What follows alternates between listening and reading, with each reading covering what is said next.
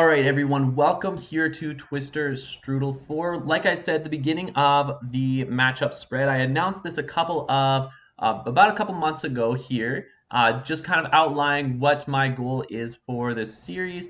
This is going to be a series where I'm going to be covering every single matchup in Unmatched, obviously not in one episode. This is going to be broken down into a great number of episodes, and I'm going to put them all onto this here spreadsheet for the community. Now, of course, this is a nice bare spreadsheet for right now, but we are going to be filling these in with each of the fighters here. On the left will be the fighter that is in question as we go about all that, and then on the top will be who they're facing against. So if it's Alice against King Arthur here, whatever color we put in there, that is going to be what it is for that fighter horizontally against the fighter vertically.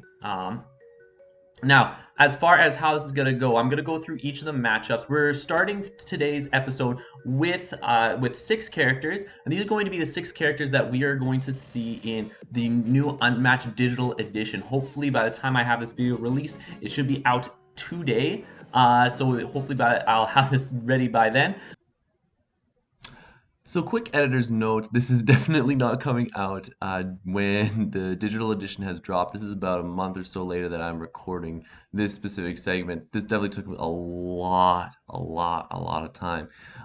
So yeah, but I hope you still enjoy. Definitely had to do a lot of reshooting, re-editing some of this content. Hope you guys still enjoy the video, and let's get back to what I was gonna say there.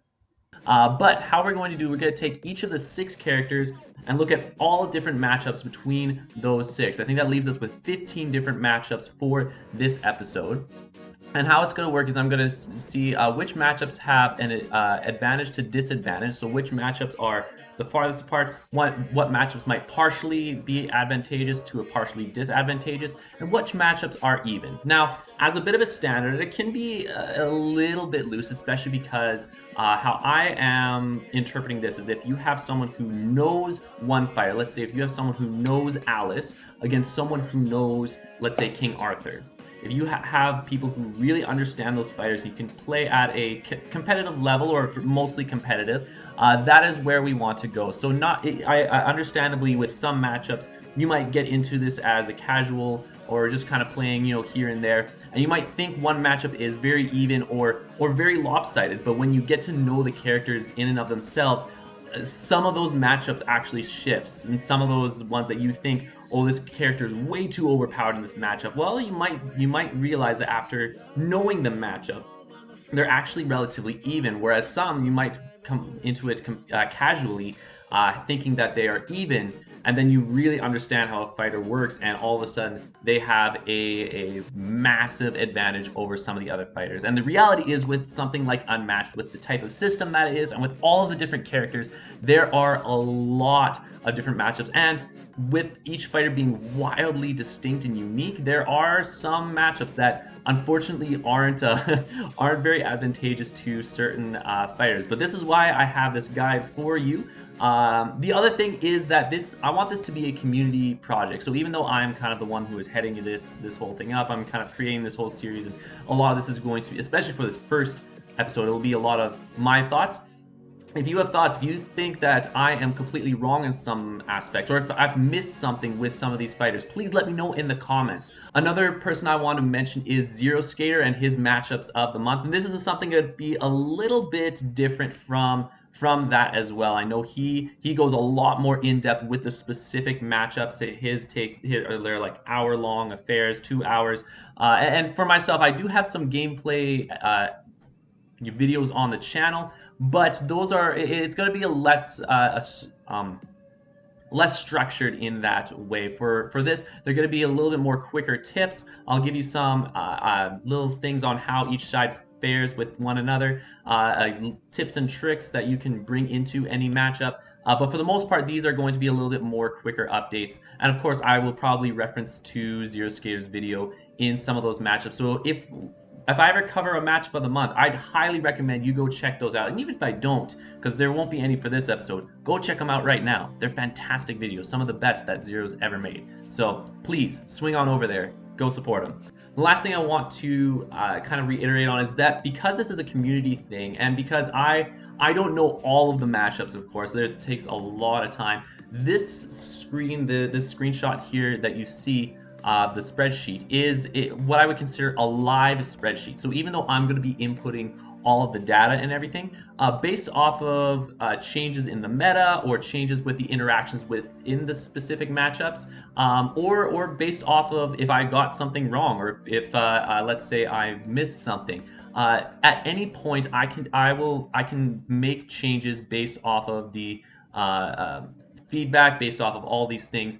So if a certain fighter I might say has a slight advantage, in a future episode, I might look back on some of these matchups and say, you know what, I was wrong on this, or something had changed in the midst of this, and maybe someone found out a secret strat, and kind of to relook at some of those very briefly. I'll probably have those at the beginning of each future episode, just to kind of keep those in step there, just to keep it updated as much as possible. A couple more things that I actually found I did miss that is crucial to the actual ordering of what is an advantage to disadvantage matchup, what's partially advantage, and what's even.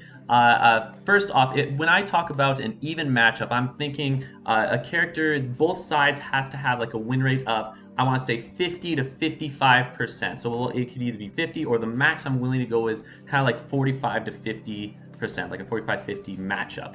45-55, sorry.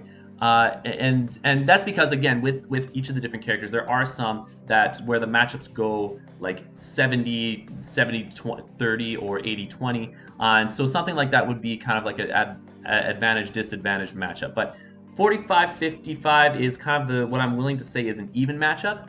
Going into the partial advantage and partial disadvantages, that I'm thinking is between that 55-45 to I want to say like 65-35. So still, like, there's a decent advantage for one of the fighters there, but it's still doable for another fighter. However, with the advantage disadvantage, these are more hard counters. I would say these are 65 or 70% and up for the win rate. And of course, if you're on the losing side, that would be about 35 to 30% and lower. Based off of feedback, that might change slightly. I'll let you know if that is the case, but that is kind of where I'm thinking. So even 50, the max ends as 45 to 55. The partial is that 45-55 range to 35-65, and then advantage disadvantage is anything past that 65-35 and way past here. And some of them are like right on the edge, and so like you could see them kind of waffling back and forth, and I'll go over some of that as we go along. I know with this first episode, I tend to I tend to be more optimistic with certain matchups than others. So again, as feedback is given, we'll make changes as such here. The other thing regarding the structure of how I want to do this episode is I'm going to start with the ones that have the largest advantage disadvantages first. So the ones where I think a certain fighter will absolutely smoke another fighter here, and then slowly moving on towards the balanced fighters towards the end of the episode here. So you get a little bit of an idea first off what doesn't work, but then towards the end here, what does. And so again, this is just providing a resource for the community, whether you're a newcomer and you want to know which matchups are fun and viable to play, and as competitors too, which matchups you could get a little bit more of an advantage on at a competitive stance.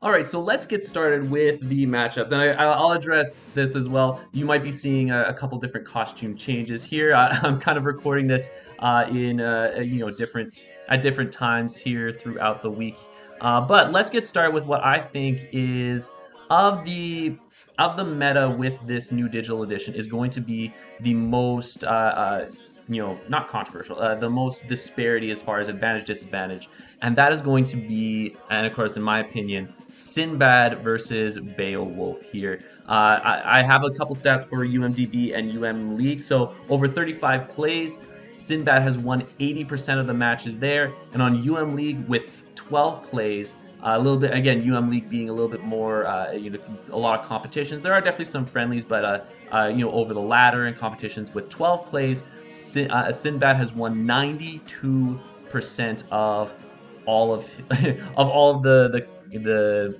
plays that he has had over there as well. So that Sinbad wins a lot with this matchup here.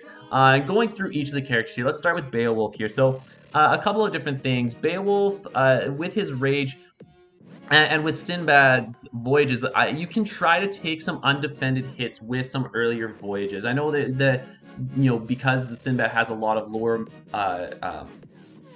low value voyages to start with, and Beowulf has a great amount of health to start with. You can afford to take a couple of hits. However, the two things I will say is, one, it can leave you susceptible to a commanding impact or a momentous shift, which is a lot of damage. And then as far as Grendel's, like you almost want to use Grendel's early just in case you do hit a voyage. Grendel's in this matchup is not very good because of the fact that voyages and the momentous shifts will always be dealing more damage than the value of the effect. Maybe not dealing more damage, but the value of the attack is always greater than the card value. And Grendel's obviously are all based off of that card value. Whereas the Grendel, so again, you may equal to the printed value of the card. So with the voyages, you're only dealing 2 damage if you're spending that rage, and with even momentous, it's still 3 damage. I mean, you're only taking 2. With the voyages, you could be taking more, but that is something to think about. That being said, if you can get the rage, it is good to use Grendel's early to get the maximum effect against the voyages. The idea with and especially with the new rule with the Grendels, not necessarily ending the game right in the immediate stage, but you go through the whole action, and if both players are at 0 health, then the active player wins, which will be the attacking player in this instance against Grendel, right? Why is this not working? Here. So what I would say in this one, you want the Grendels early and then save the feints for the late game. That being said, with only 12 defenses, that's easier said than done here. It's also wise to utilize schemes like Vigor and Courage to gain some potential rage. Even though it's not much, Sinbad's boost values are extremely low. But I would even, as far as gaining rage, especially earlier on, I would even consider using, where is that card? I'm going to go down here. Remnant of Valor against Beowulf. Because again, you're most likely not going to win, and you're not going to make it to the long game, I would say, most of the time. And so using Remnant of Valor might deal a damage, but it gives you some of the rage that you need. You can kind of take it or leave it here. I'm not saying that you should necessarily always use it like this. It might be dependent, but I could totally see more of a case being used for Remnant of Valor in this matchup just to get some rage, to get some of your effects off. Another big one is for War King. War King is incredible for the late game, can be very useful against big attacks that Sinbad has coming to you. It's a little bit, I know Sinbad can throw some regroups late game as baits, but War King can be used as a way to negate a lot of damage from some of the late game voyages or some of his bigger attacks as well. One thing that Beowulf does not have against Sinbad is that there aren't many attacks that will deal plenty of damage over Sinbad's defenses. If we look over here, he's got a lot of 3 value defenses and 4 value defenses. And Beowulf, as a result, like, he has some cards. Epic Poem, if you can get the full rage, sure. Ancient Heirloom is the only reliable attack that will be able to deal a great amount of damage to Sinbad. No Contest Expected. I mean, you could use it to try and get rid of the Porter early, MV Porter. Got to get rid of him. Fatal Struggle can sometimes go through, but it's, a lot of the attack cards, they're not a crazy amount of damage, and Sinbad has his healing as well, and so you really want to make the most of your damage. And even though I said that it most likely won't go to the end game, if you do happen to mitigate enough damage, you can still threaten that end game with Beo's healing and high amount of health to sift through, along with Sinbad's high amount of card drop. Sinbad can exhaust fairly easily, and so Beowulf can can utilize that to his advantage. Similarly, you can with Fatal Struggle. Now it can be Fatal Struggle may be tough to pull off if you want the card draw, especially with some of Sinbad's defenses. He has a decent amount of 4 value defenses, and of course with his feints. But if you can get that card draw, then you can keep up with the pressure for Sinbad. Or if you want to maybe force Sinbad to get closer to exhaustion, maybe you don't care about it not going through. Maybe you want that to trigger on Sinbad's effects. You can use that to your advantage here. Another big thing is with Vigor and Courage. If you can discard a key card, let's say like Voyage Home, Feint, even some of the higher value defenses, that makes winning the game a little bit easier for Beowulf. And even if you discard something else, that's one less card Sinbad can use to bait out to bait out feints from your hand to take out Voyage Home most likely. However, the downside is if, of course, he gets a discard for a Voyage that's not Voyage Home. Even with Voyage Home, you're giving him more utility, more power in the game, right? You're going to be giving him when he's using a Voyage on attack. That's another value going against your defenses, and of course he's going to be able to move around a lot more easily. So sometimes those discards, it can be a blessing or a curse with that. The other thing I will mention on Beowulf's side is that Sinbad, because of the higher amount of the deck draw,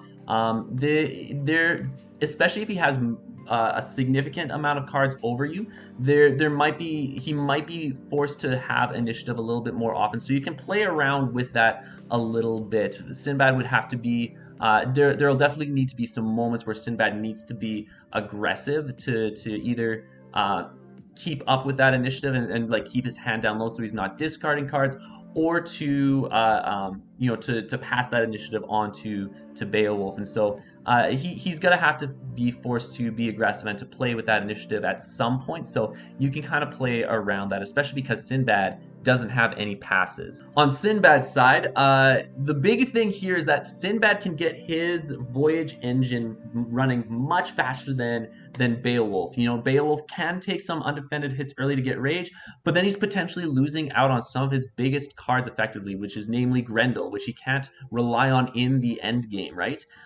Because you have low boost values, even that discard isn't going to give him that much. I'm seeing, like, again, he has lots of 0 value. He has 1/2 value with the Commanding Impact, but all the rest of his card, it's 1/2 value, and the rest are either all 1s or 0s. So even with the discard, he's not going to be able to get his engine moving quite as quickly as Beowulf would like. Not only that, but Beowulf doesn't have a crazy amount of cards, like I said, that can deal over. I already mentioned that he doesn't have cards that can deal over Sinbad's defenses. Why do I have that twice? I do not know. But a third thing, as far as movement, Beo has only 2 movement abilities on combat cards, meaning Sinbad can move around a lot more in combats and position himself better, both with after combat abilities, with the movement abilities, but also with just his natural ability. And being able to have a high range in the late game means you can continue to pressure Beo once he's lower on defenses and when you're threatening to take him out in the late game.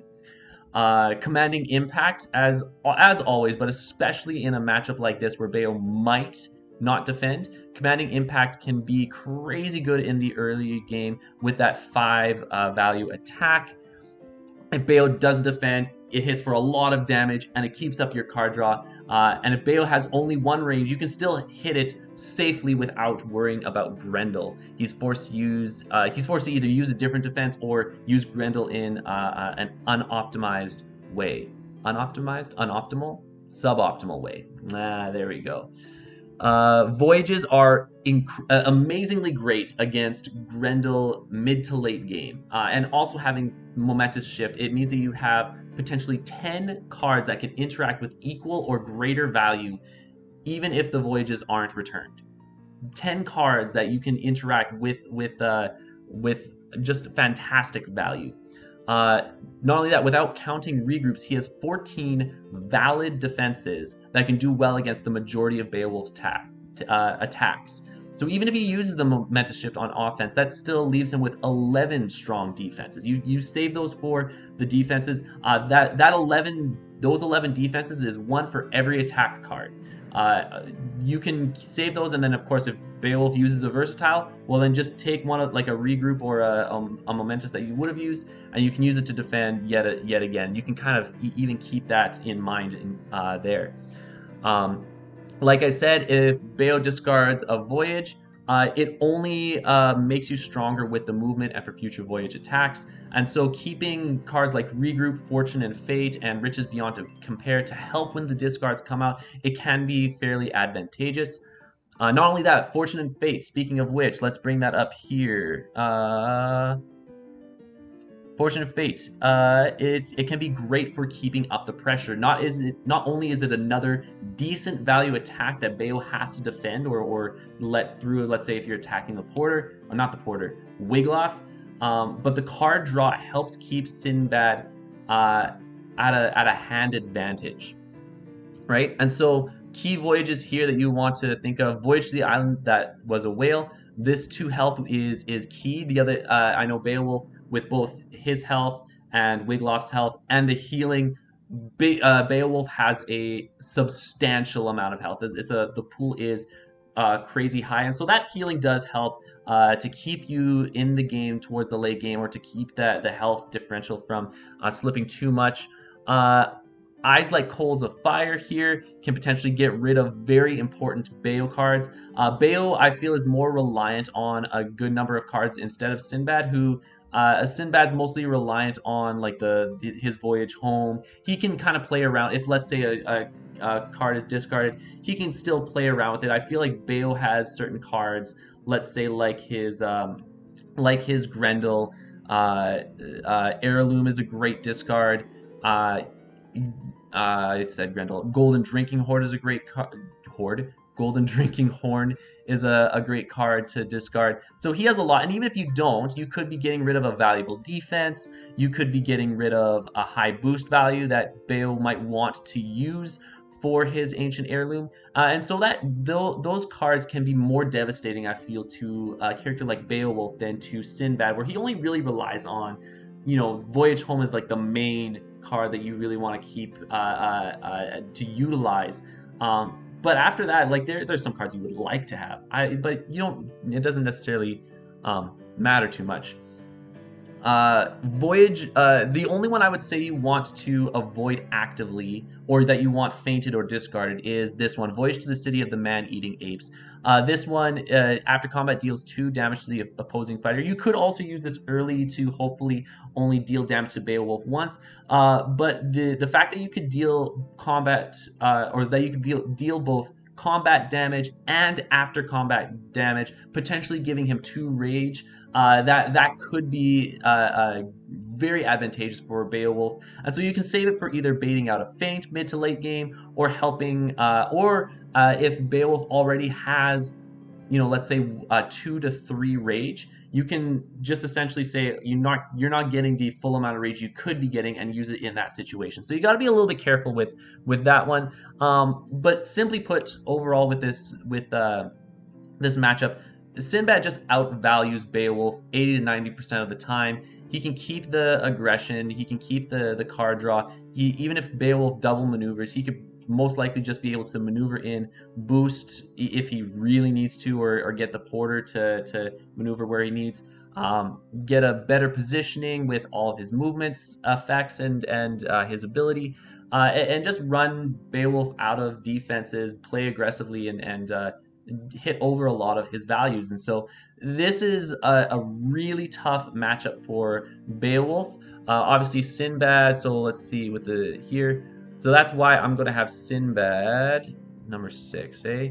We're going to hit it with the advantage here, and Beowulf right there with the disadvantage, as according to this little chart here, the graph there. So that's the first matchup done.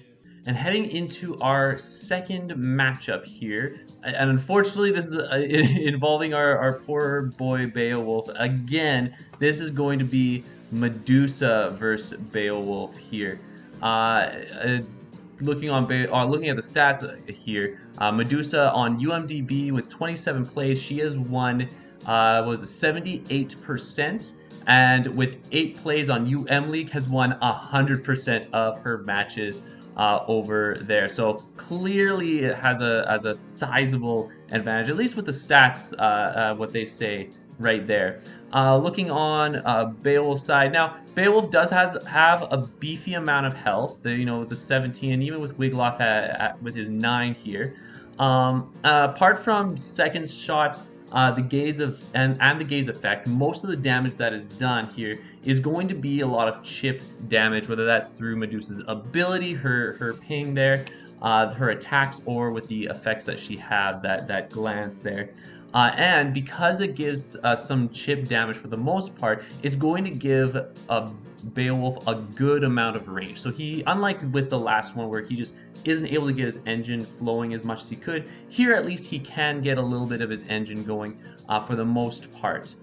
War King with rage, if he has a lot of rage as the War King, it can be good against second shot. Now, of course, Medusa can try to plan around that to use second shot while Beo has a low amount of rage, and so of course you can kind of play around that. But that interaction does have let's say if you're holding onto a rage, and if you're able to keep that rage level up, even if you are sitting around 2 rage, not only can you threaten War King, but you can also threaten Grendel as well into some of her other attacks. Obviously, second shot does not work well with Grendel at all. You're going to be taking a good amount of damage as Bayo. It's not as great of an interaction.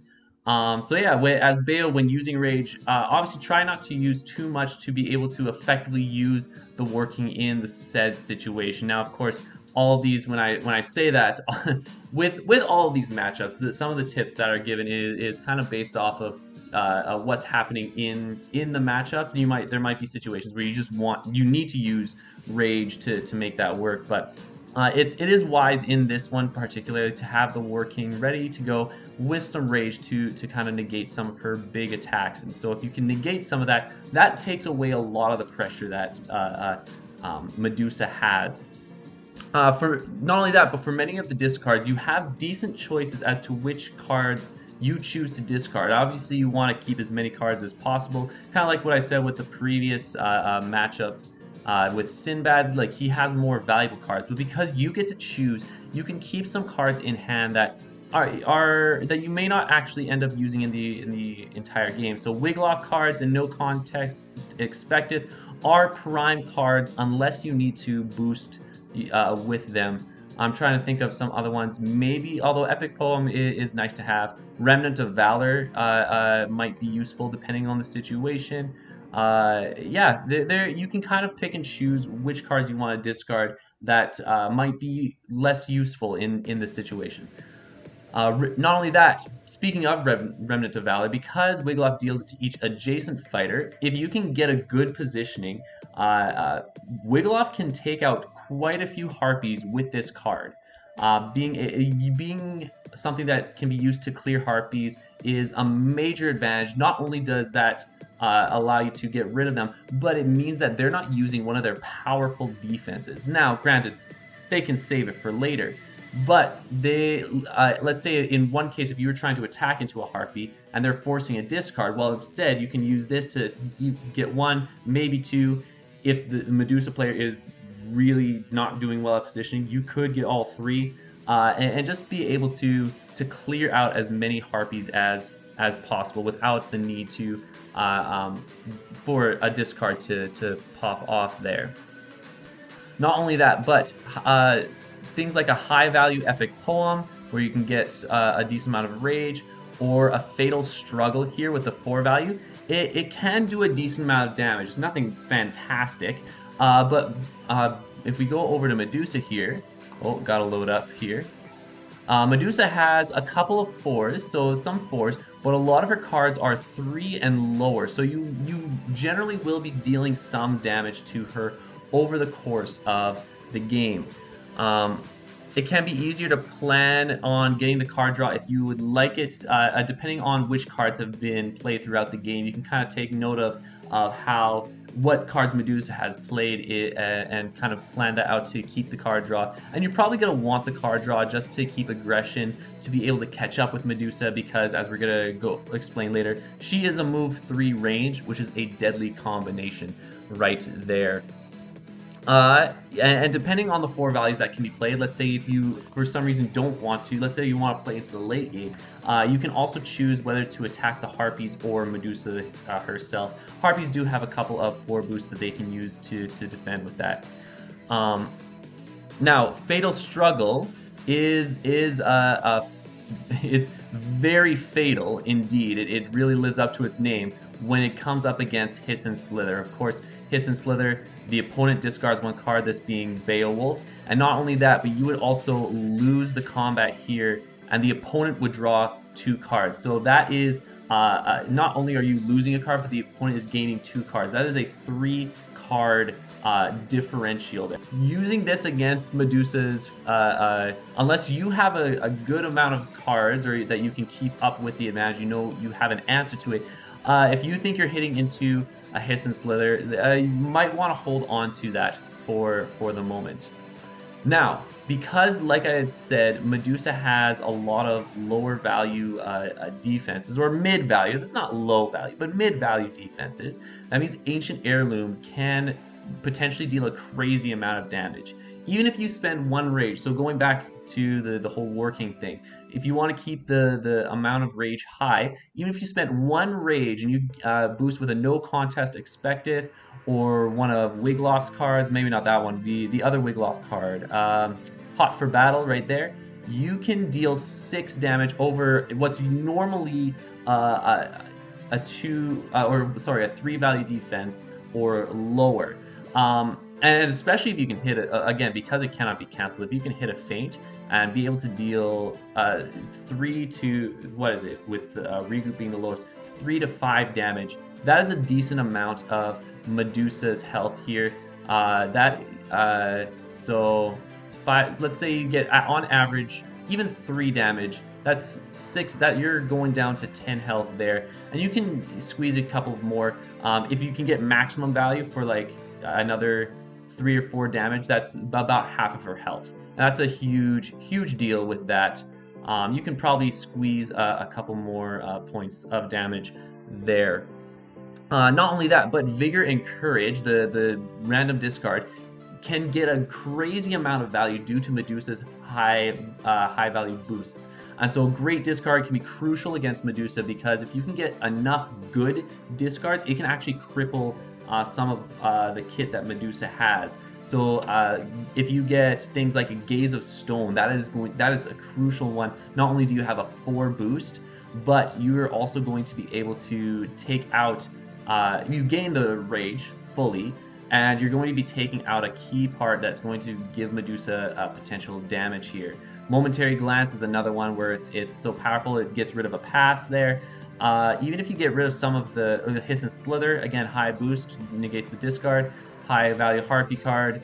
The Clutching Claws, again, it's a discard that you get rid of. Winged Frenzy is less so, but a second shot, again, high value boost, and she no longer has those second shots. And so she has a decent amount of good cards, of great cards in her deck that you can use. If you can get really good pulls, that can be sometimes enough to force Medusa to try and eke as much damage out as she can, especially if you can get her on the initiative, and then you can be able to play around with that as well, play towards the end game.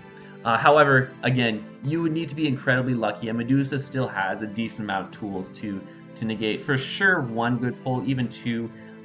So there is, with any pull from a discard, a random discard, there is some luck involved as well. So there's a little bit of that. Grendel itself, so Equal of Grendel, can deal a good amount of damage, and often, not all the time, often is a better trade-off, as Medusa has plenty of 3s and some 4s. Actually, does she have any 4 attacks? Sorry, she does not have any 4 value attacks. So Medusa only has some 3s and 4s. However, against second shot, it can be absolutely deadly. So Medusa would still take 3, but you are most likely still taking 4 damage there. So it's not as equal of a trade-off. And again, there's just better potential uses for that. Let's say if she decides to attack, even with a gaze is not fantastic, but like a dash or a snipe would be significantly better. And not only that, with the rules update for the end of game, he can't even threaten this as if Medusa is trying to do a second shot to finish off Beowulf if she has 3 health left. So the rules update, of course, being that, I think I mentioned this earlier on the episode with the last match, but that if he kills her off immediately, she's no longer the action still plays out to the full effect. So Beowulf could still die with the action, and in the case of both players dying in the same action, the victory goes to the active player. So very big nerf to Beowulf and his Equal of Grendel card. And so you really want to make sure you can use this a little bit earlier on to get full value of Grendel, as with all the matchups there. If Bale can get rid of or negate important Medusa cards, he can easily push for exhaustion with the high health and the healing from Golden Drinking Horn. He could even, I would say, even with the Golden Drinking Horn, you can use that to even moving the movement effect could be very useful in this if Medusa's trying to get a great position and you just need to get out of there with a huge move effect and you don't want to boost. This is a really good option to do that. It does take away some rage, but it's kind of a give and take, right? What are you willing to give up in order to gain some of the effects? Golden Drinking Horn can also be used to close the distance if Medusa maneuvers away from Bayo, because unlike Medusa, Bayo is only a move 2, and so let's say you want to close the distance, you can use its effect as well to move up to Medusa if she just is a regular Medusa maneuver away from you, and you can just go up and still be able to hit her. So it gives you a little bit of a closer if you want to use it offensively as well. And the other thing is there's a good chance that he will win with skirmish in most combats, especially defensively, unless of course there's a second shot. A defensive skirmish against second shot will not work, and of course an offensive skirmish against either the Harpy card, the one Harpy card with the defense, and Hiss and Slither obviously won't work. But for the most part, there's a lot of values where it's 3 or lower, and he can make it work. You can even use it in key moments to try to reposition well here. Oh, sorry, I'm kind of moving this thing around. As for Medusa, of course, move 3 means Medusa can reasonably keep away from Bayo and pressure with her ranged attacks. Again, that combination is incredibly deadly. Not only that, but if you do, let's say, something like a dash offensively first turn, it means Medusa can move away and yet attack again without having to use a maneuver. Or if you use dash defensively, if you can position yourself well enough to, let's say if within the battle she has a good positioning on this, you could potentially attack twice. Dash also allows you to reposition your fighter, especially if it's like defensively on the second action, to be able to use your ability, which even though it's giving him rage, it's still dealing a damage here. And so speaking to that, pinging on Beowulf while he's already at 3 rage means he isn't getting any more power than he already has. So if you can especially find ways to negate his ability to use rage, and you can be able to position yourself where you can hit him while he's at 3 rage, that is the prime time to be able to deal that to Beowulf there.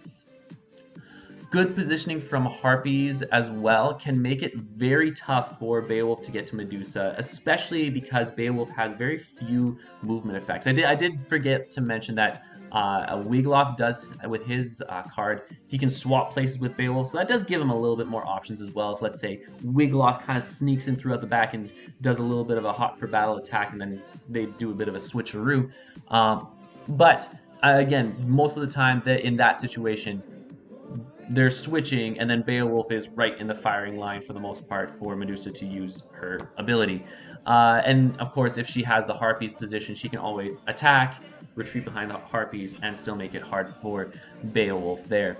And so because she has 3 different harpies right here, it can make it very tough for Beo to actually get to Medusa, especially with the few movement effects that he has. And of course, you want to position your harpies well so that they don't end up getting hit easily with Remnant of Valor, especially if you don't want to have the 2 harpies, let alone all 3 of them, or 2 and Medusa, be hit by this card. So you want to play a little bit with positioning, and if you want a good positioning exercise, this is a decent matchup to do that, although you will probably, if you're using this as a positioning exercise against Beowulf, uh, I sympathize for the poor person who has to play Beowulf in this matchup. Um, and part of the reason is this. Medusa has 6 discards, and with 6 discard effects, that is a lot of potential power taken away from Beo's deck. So if she can get all of her discard effects off, you're taking away quite a bit that Beo can do. Because like I said, even with the cards he has in hand that he can choose to take out, there's 2 contest expectus. If he does that, plus the 2 Hoffer battles, that's only 4 right there, and that's also giving away some very key boost cards. And so he has to find a way to find those other 2 cards or however many that he has to be able to utilize, or to be able to meet the requirement that Medusa is forcing him with all of those discards there. And so because of that, you're going to be taking away a lot of potential damage, a lot of his kit right there, just with the discards. And he may, or even a defense, which is even better. You can catch him discarding a defense, means he, with the few defenses he has, because he only has 12, and Equal of Grendel is not great into late game. If you can get rid of some of these defenses, then it makes it easier to hit some undefended gazes, which is just absolutely deadly for him. And that's the next note that I have here. The low amount of defenses means he's more susceptible to a gaze, or another option is an undefended second shot. And so this is I would say, the biggest reason why this is a terrible matchup for Beowulf. This right here is the key thing, because being able to deal a massive amount of damage is incredibly powerful. If you hit a gaze, the majority of fighters cannot easily return from that much damage. And so, because with all the pressure, with all the discards, and then on top of that, if you can keep that pressure going and force Beo to utilize or to use so many of his discards that you catch him empty-handed or with very few discards, you can throw an extra gaze in there. You still have momentary glance with that 4 boost. You throw even 2 of those gazes out, there's a decent chance that you might hit him with a gaze of stone there. And so this is the key point that makes this tilt all the way over for Medusa and gives her advantage. Harpy cards against the Harpy cards themselves are great against defending many of Beo's attacks, especially with the Hounds of Mighty Zeus. Now, Beo has some cards that will deal over a 4, but like I'm thinking Ancient Heirloom, which he probably does not want to use for a Harpy. He wants to save that there. The only one I can think of is Epic Poem right here, where he would use it to attack me with 3 rage, and then you could take out a Harpy. But for the most part, he's not using a whole lot of these cards offensively. And so if you have that Hounds of Mighty Zeus, play that defensively. Not only do you force Beowulf to use up an attack, but you get to reposition your Harpies. And that's a huge deal. Since Beowulf has only, I said 3 earlier, but I guess with Hot for Battle, it would be, what, 5? Since Beowulf has only 5 movement cards, Medusa can try to position herself and her Harpies so that Beowulf can be in position for her to attack twice. And then the other thing is, even though she can play aggressive and force Beo to run out of discards, which I think is the main thing, she can opt to be defensive and sit back and force Beowulf to enter so that Medusa can strike and make the right plays there. Beowulf is often, I mean, he has more passes, so he's not most likely to be on the initiative. But if he's not on the initiative, you can just pull a Harpy up, attack with a Harpy, have with these great effects that they have, and potentially force Beo to use a good defense, one of his few defenses, or take 3 to 4 damage, and potentially with a discard or a repositioning of the harpies. Like there's Medusa has so many options that in this matchup there really isn't any shot. And so with this matchup, we are going to of course give Beowulf another very disadvantaged matchup and give King Arthur, or not King Arthur, Medusa a very advantaged matchup, which is going to be a common theme, unfortunately. Medusa is crazy good. So the next matchup, so we just focused on two Beowulf matchups that are absolutely terrible for him, but we're going to focus on a second matchup of one fighter who has already done very, very well into a Beowulf fighter and will indeed do well into the counterpart for his set, Little Red. This is indeed Sinbad versus Little Red Riding Hood. So looking at the data, Sinbad is over 46 plays, has 67% on UMDB, and then on UM League over 30 plays, he has an even greater win rate there with 83% on UM League. Of course, as always, as I'll mention this here, the data could be a little bit incorrect from the time of publishing. You have to, even when I'm recording this, it could change slightly, but this is what I had to have to work with for the time being there. But looking on Little Red's side, so her schemes can help force Sinbad on the initiative so that you don't have to end up right next to him. She does have a couple with Never Leave the Path, and then of course Grim's Tale if you can keep Huntsman alive there. So it can, because Sinbad doesn't have any passes with his schemes, his passes have to all come from attacks and forces him to be aggressive. So she can play a little bit more laid back slightly and force Sinbad to come to her to take initiative, at least at certain parts of the game there. Not only that, if you can keep Huntsman alive, speaking of Grim's Tale, if you can keep him alive long enough, healing can give Red a significant health advantage over Sinbad here. And of course, with which is the card that allows her, I mean, you're probably not going to want it to recur, the What Large Hands. So because you can return the top card of the discard pile, and Grim Tale is one of those cards, you can, if you have the Huntsman, recur that 2 more times and play this 4 times in total. That's 16 health. Meaning you'd be getting a whopping 30 health. Now, that's not to say that that's the best option. I would argue there are better options for that. But you could, if you need more health, and that's all you need, that's valid enough there. One thing to note here is you want to get rid of Sinbad before he gets too powerful in the late game. That is the biggest key here, that it's similar to Beowulf with a lot of the matchups here. It's not a matter of if you can beat him before the late game ends or if you can beat him in exhaustion. It's one of those situations where I feel like the majority of the time, if you're playing Sinbad, you are most likely going to beat Lil Red before the late game happens, before you get into exhaustion, or very shortly after.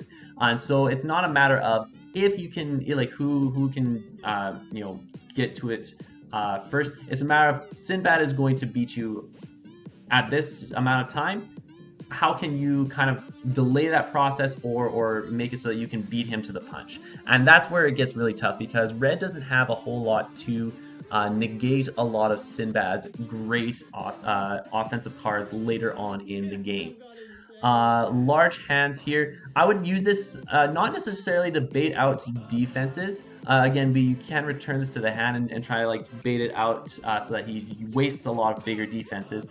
Maybe you can do it once or so, but I would use this more to return key cards earlier on in the game so that you can hit them hard and hit them really fast there. One other thing is, since they are both melee, both Sinbad and the Porter, if they try to hit Huntsman, you can punish them with a big, long Have I Sought You attack. Even using the range, utilizing his range can be very helpful. It also can be especially helpful to get rid of the MV Porter to negate the card draw that he has and the important positioning. Porter, we joke about him being MV Porter for those who don't know, and he at first glance seems weak, and he's not the greatest sidekick by a long shot.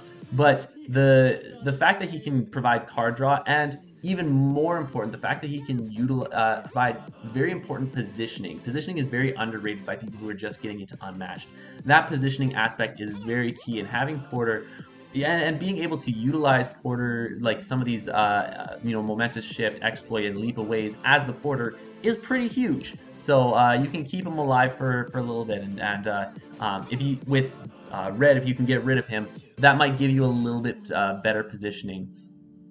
Again, similar with Beowulf, taking some undefended attacks early as Little Red can be useful, both keeping up in the hand advantage and to utilize the Huntsman's healing early on in the game. However, another good alternative is using Once Upon a Time very early. Especially if you're defending with Once Upon a Time, this is going to be the key moment where you can fully block one of Sinbad's not schemes, voyages, or even block the majority of the voyages, and you'll be dealing 3 back, making for a good exchange. Another good alternative here is, where is it? Using a terrible big mouth, as well as not only do you similarly, sorry, my voice is kind of going. Similarly, you will defend most, if not all, the combat damage while still dealing 2 back while you can. And if Sinbad tries to use a 5, well, then this is even a much bigger blow to Sinbad, who's trying to play around with his voyages. And so yeah, this is an incredibly powerful card. And of course, the big thing is Sinbad can take a look at what Red has in the basket to kind of predict all of these things, and it does. It does show the opposing fighter what cards you can threaten with their effects. But nonetheless, with Red, because these are 2 different effects, it allows you to get at least a couple of good interactions early in the game. The last thing I'm going to say, this is a very, what's in my basket is going to be a key defense, especially later on. What big eyes you have, I'll talk about it briefly later as to its importance. It's not as good as the feints in this matchup, unfortunately, especially because there's only 2 there. And so that will be mid to late game. Trying to save those towards the end to block Voyage Home is going to be crucial, but it's not as likely. The other thing I will, however, say is using what big ears you have as a defensively late game can be useful again to negate the large amounts of damage. So Little Red has a bit more of Little Red has a giant hill to climb to be able to make the most of all of her symbols, be willing to make some sacrifices to get the much needed damage, negate as much of Sinbad's damage as possible, and rely a little bit on the RNG to be able to pull it out over Sinbad there. Now, of course, on the Sinbad side, the high value movement with the voyages means he can easily hit and run if he forces Little Red on initiative, or again, if he uses one of his what am I trying to say? If he uses one of his movement effects with his attacks, he can also play that hit and run game and force Little Red to come to him if she has that initiative. And so once you have 2 voyages, a full maneuver means Red has to potentially boost to reach Sinbad. Little Red does have Out of the Woods, or Into the Woods, where she can move up to 3 spaces. And so let's see if Sinbad does get out of range, either with an effect or with a maneuver, she can close the gap. But once Sinbad has 2 voyages, which isn't a lot, 1 full maneuver means Red has to potentially boost to reach Sinbad, especially because Red has no after effect movement cards. There's none of them in this deck. You will not find it here. Not only that, but all voyages, along with their effects, are guaranteed to work against Huntsman and can only be canceled twice with Big Eyes. So the Big Eyes card that she has is only Little Red, so you can guarantee your effects if you want that healing, if you want a discard, you can guarantee that by attacking the Huntsman. And there's very little chance of her to be able to use what Big Eyes you have and effectively cancel a lot of his voyages. And so, and especially when it comes to Voyage Home, it means Red has to be a lot more precise on when to use this to negate that. She has only 2 shots to get it, and even most people only have 3. But that 1 extra card, having that 1 extra card does make a massive difference in a matchup. Not only that, but Sinbad has a significantly higher amount of card draw, especially with Porter to help. And so he can maintain pressure on Little Red for the most part. Even if he has to be on initiative, he doesn't necessarily mind. He can even force initiative, go in, attack, and dip out with one of his movement effects. He can maintain pressure, and he's more than happy to do this. And then one of the other biggest things is Red has a lot of small defense values. If we look up here, most of them are 2s. She has 3s with What Big Eyes You Have, more 2s with Wolf Skin and Terrible Big Mouth, and then the What's That in My Basket, but it's only a couple of 4s, 4 4s in total. She does not have much for defenses. Sinbad can hit incredibly high over 2, and with only 2 feints for the voyages, it means Sinbad's going to be dealing a ton of damage. Big Mouth is incredibly terrible against voyages in the mid to late game. Stones in the Belly will not defend or hit for high amounts with Sinbad's low boost values. If we look here, again, discards 1 random card, adds boost value to the card value. As we saw with Beowulf, Sinbad has 1 2 value card, meaning it could be a 4, but a ton of 1 value or 0 value cards, meaning Red's not going to be getting a whole lot off of that card there. Wolf Skin is, I mean, she might use it to draw cards. That might be the only potential benefit, but it's a 2 value defense. Again, not really good. Once Upon a Time's 2 value. Yeah, it's not looking good for Red. Sinbad's combat values in attacking are significantly greater than Little Red's. Obviously, like I had mentioned earlier, don't use Commanding Impact or a high value versatile when Red can threaten Terrible Big Mouth. It's just, you can easily negate that previous point I said about using using Big Mouth early, or using Big Mouth when Sinbad could be using a Commanding Impact. The simple answer to that, just don't use it. She has, as long as she doesn't have that 1 card, the Knives in the Basket on defense, and she has many ways of getting it on defense. You can easily, even at the end of a maneuver, boost with a Knives, even if you're not moving, to threaten that at multiple different points and maybe kind of make the game a little bit longer. But that's, you know, you can kind of play around that there. Even with the discard from the Stones in the Belly, if it hits a Voyage that's not Voyage Home, again, you're making him more powerful. Now, the discard, I failed to mention on the Little Red side, the discard can be very crucial if she does hit that Voyage Home, or even with some of the other Voyages, specifically in the late game. I know you're not going to be getting any value from the cards themselves. You might get 1 from Voyage Home here with that boost value. But if you're getting it mid to late game, it means Sinbad is losing a great amount of attack value. Now, using it mid to late game, you also could be taking a crazy amount of damage with that effect as well. So, you know, kind of give and take depending on the situation.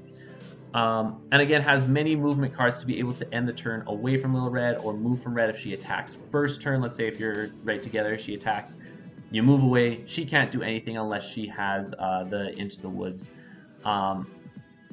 And while many of the movement cards will keep him in range of Into the Woods, if you use Leap Away on defense, Leap Away will be the 1 card that will force him out of range of Into the Woods. She can't double attack there. And not only that, if you can force Little Red to end up next to you, you can easily double attack. It gives you a lot of potential to do insane amounts of damage. And so key voyages here, again, the healing is very important. Healing is almost always important in a game like this. Again, especially if Little Red is able to get some healing, you might as well make it even tougher for her to deal the damage that she needs to get done. So that one you might want to put on a Huntsman, attack into Huntsman, I should say. Valley of the Giant Snakes is a special, where is that one? I'm just gonna, yeah, here.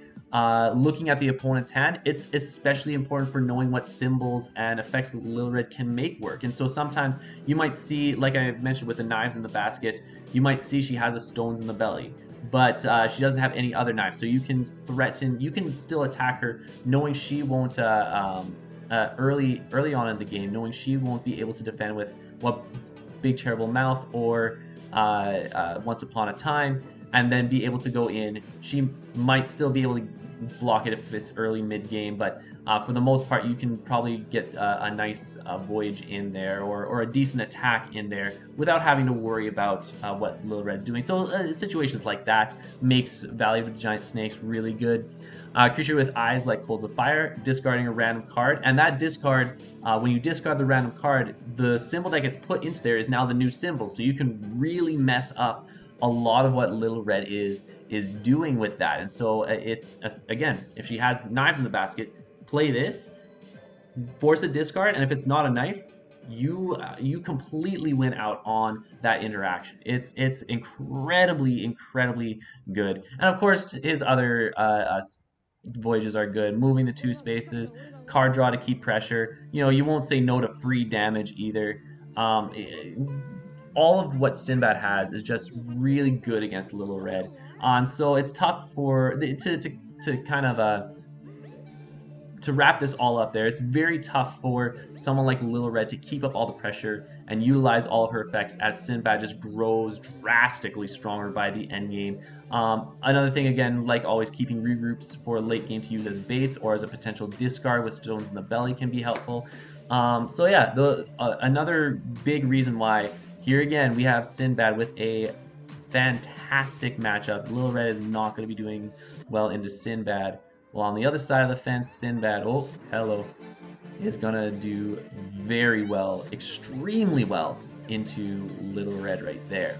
All right, the next matchup that we are going to talk about is, of course, the OG advantage-disadvantage matchup, and will be the last one for this episode. I'm, of course, talking about King Arthur and Medusa here. As we're pulling this up, I'll give a little bit of some stats. So on UMDB, Medusa has a win rate of 77% over 277 plays. UM League, there's been only 5 plays, but even then, we also have an 80% win rate on UM League over 5 plays there. So Medusa clearly has the advantage, and we've known this for since Unmatched has started way back when it was first released. Like I said, this is a really terrible matchup for Arthur, partially because there aren't a whole lot of defense cards. Medusa can use that to her advantage. Of course, Arthur has to take a couple of undefended hits at some point if he really wants to keep up with the pressure from Medusa, but taking some undefended hits is extremely risky against Medusa. He can take some and be a little bit more safer with the Harpies, because they don't have neither the gaze or the second shot to be able to deal a crazy amount of damage. So there's a little bit of some strategy you can do with King Arthur. But that's a huge reason right there, is that Medusa is just so... King Arthur is going to run out of defenses, and good quality defenses, before Medusa can before he can get enough damage onto Medusa. But what does King Arthur have? Because King Arthur still does have some positives that can help here.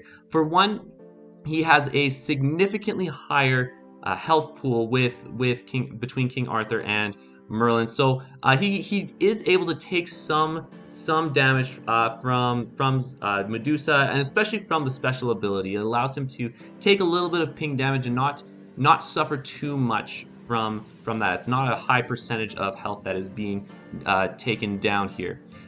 If Merlin remains alive, he also has 4 passes, and so has a slight advantage with the long game. However, between Medusa's discards and her guaranteed passes, it's not reliant on Harpies being alive. That's incredibly tough. So that's not really a big upside for King Arthur. But if you happen to make it work, I mean, you can utilize that a little bit with the health and those passes.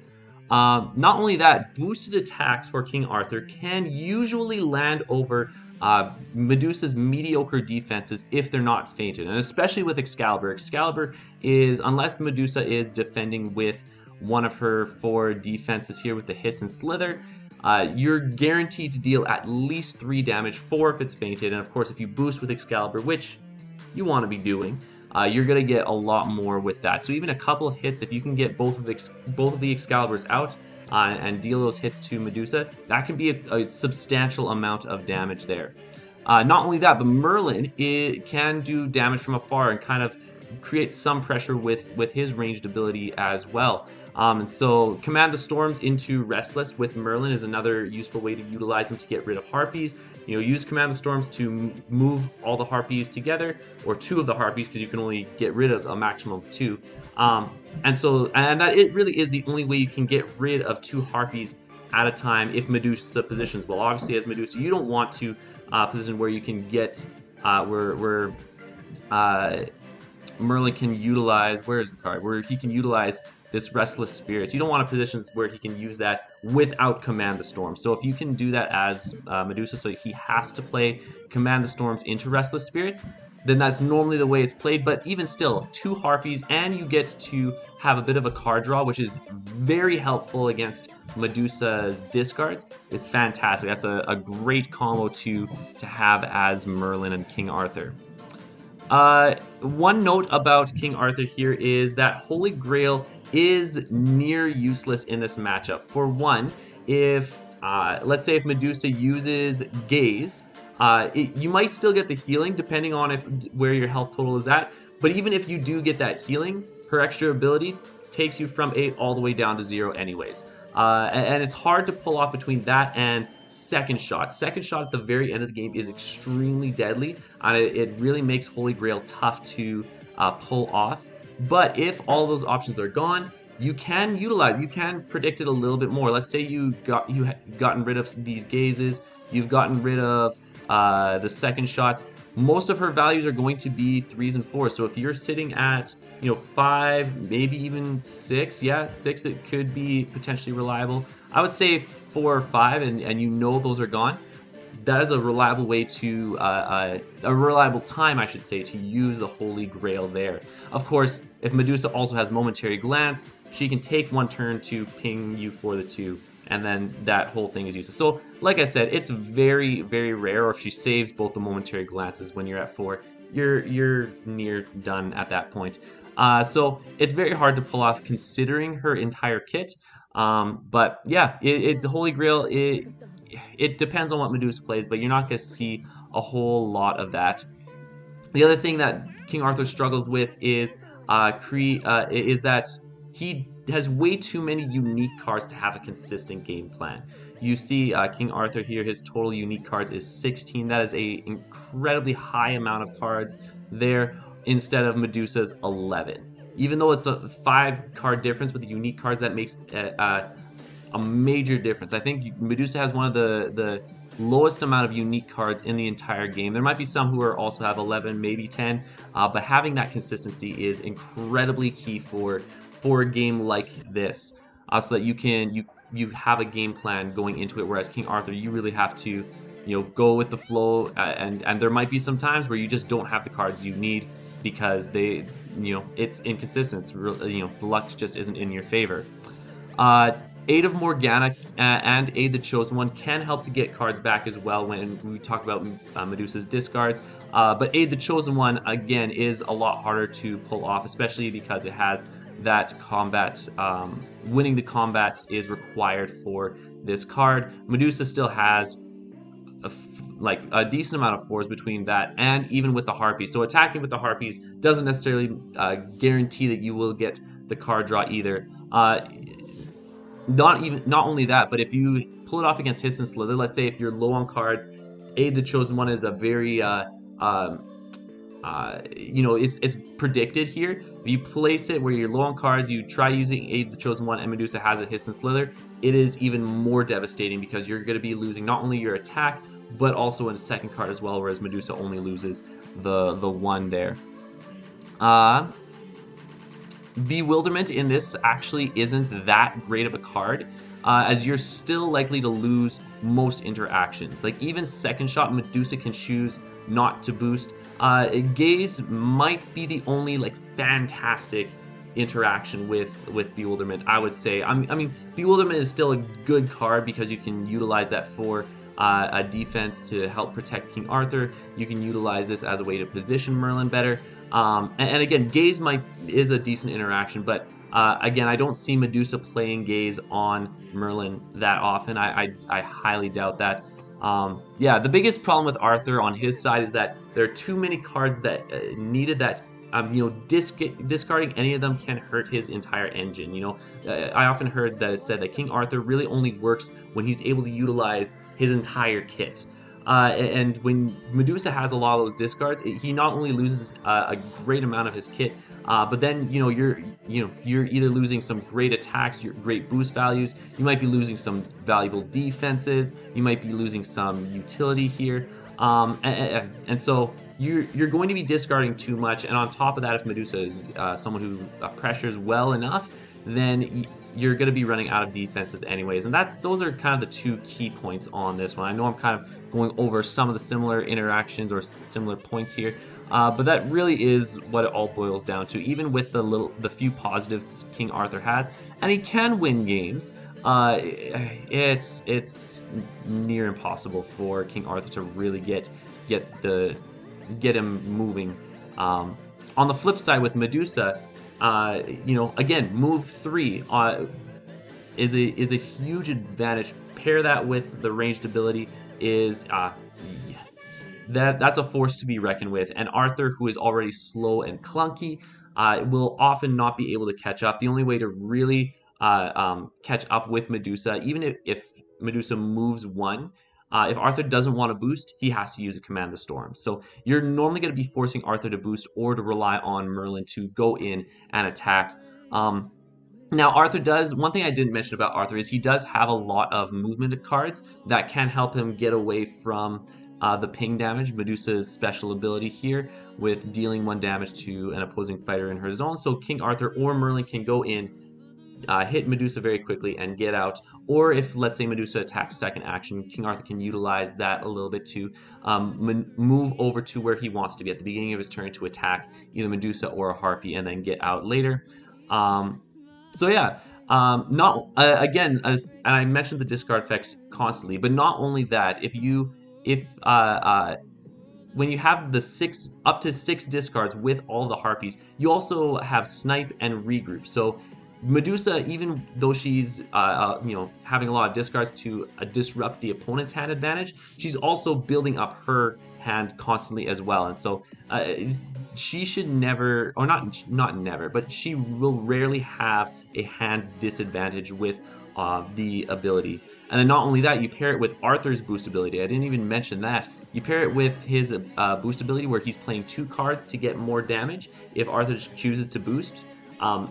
That means he could be in certain interactions discarding up to 3 cards in 1 attack. And that is that's devastating for someone like King Arthur. That's devastating for any fighter. The fact that you have to discard 3 cards potentially for 1 attack, where you're maybe discarding 1 if you choose to defend. And again, Medusa has so many versatiles and defenses that she will defend the majority of the time, right? Again, her passes are guaranteed, all of them. So you have Momentary Glance, and you have the Winged Frenzy. So it means that she, unlike King Arthur, where a lot of his passes are reliant on either the card draw order, if you have Lady of the Lake, and you don't necessarily want to use that early, or Merlin, who could die fairly easily. Medusa's, they're all guaranteed, and you can use them almost at any point. I mean, again, Winged Frenzy, you would probably want to use it and optimally to return a Harpy. But again, they're all guaranteed to go off. Means that she can most likely get her entire kit, especially with 3 Harpies that King Arthur has to move through, which is another thing that's against King Arthur's favor. 3 Harpies that King Arthur has to get rid of, and you can maneuver them all around with things like Hounds of Zeus, or just these 2 cards are good defenses or decent defenses against a lot of what King Arthur has as well.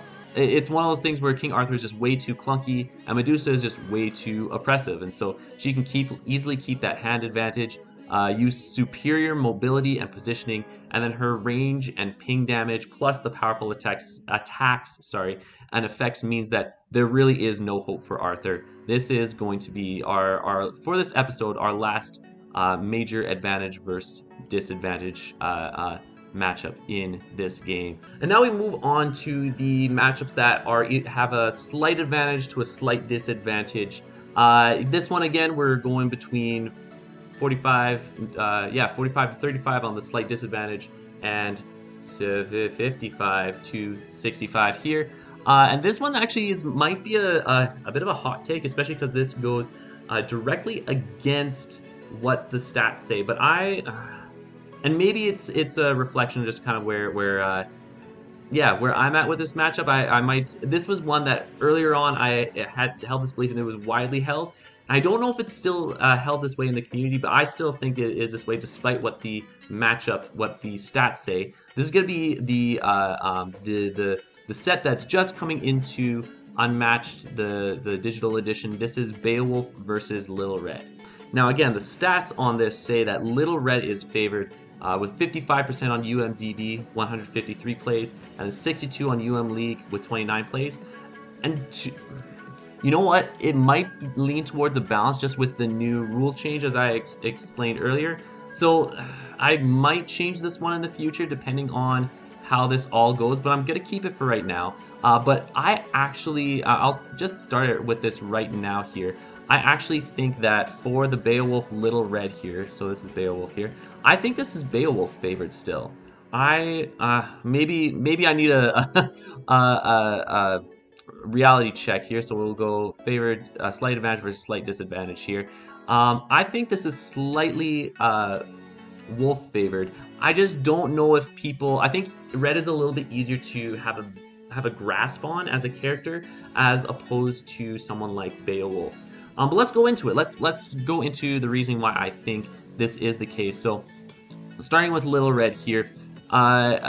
For one, we have Huntsman who is ranged here, and so Huntsman's ranged on her side for some of the advantages. The Huntsman's range can be used to pressure Beowulf because Beowulf and Wiglaf, they're both melee fighters, so you can use that to pressure Beowulf, keep his hand count low, get some defenses out of Beowulf, especially because Beowulf, again, low amount of defenses. So that's an easy way to get that.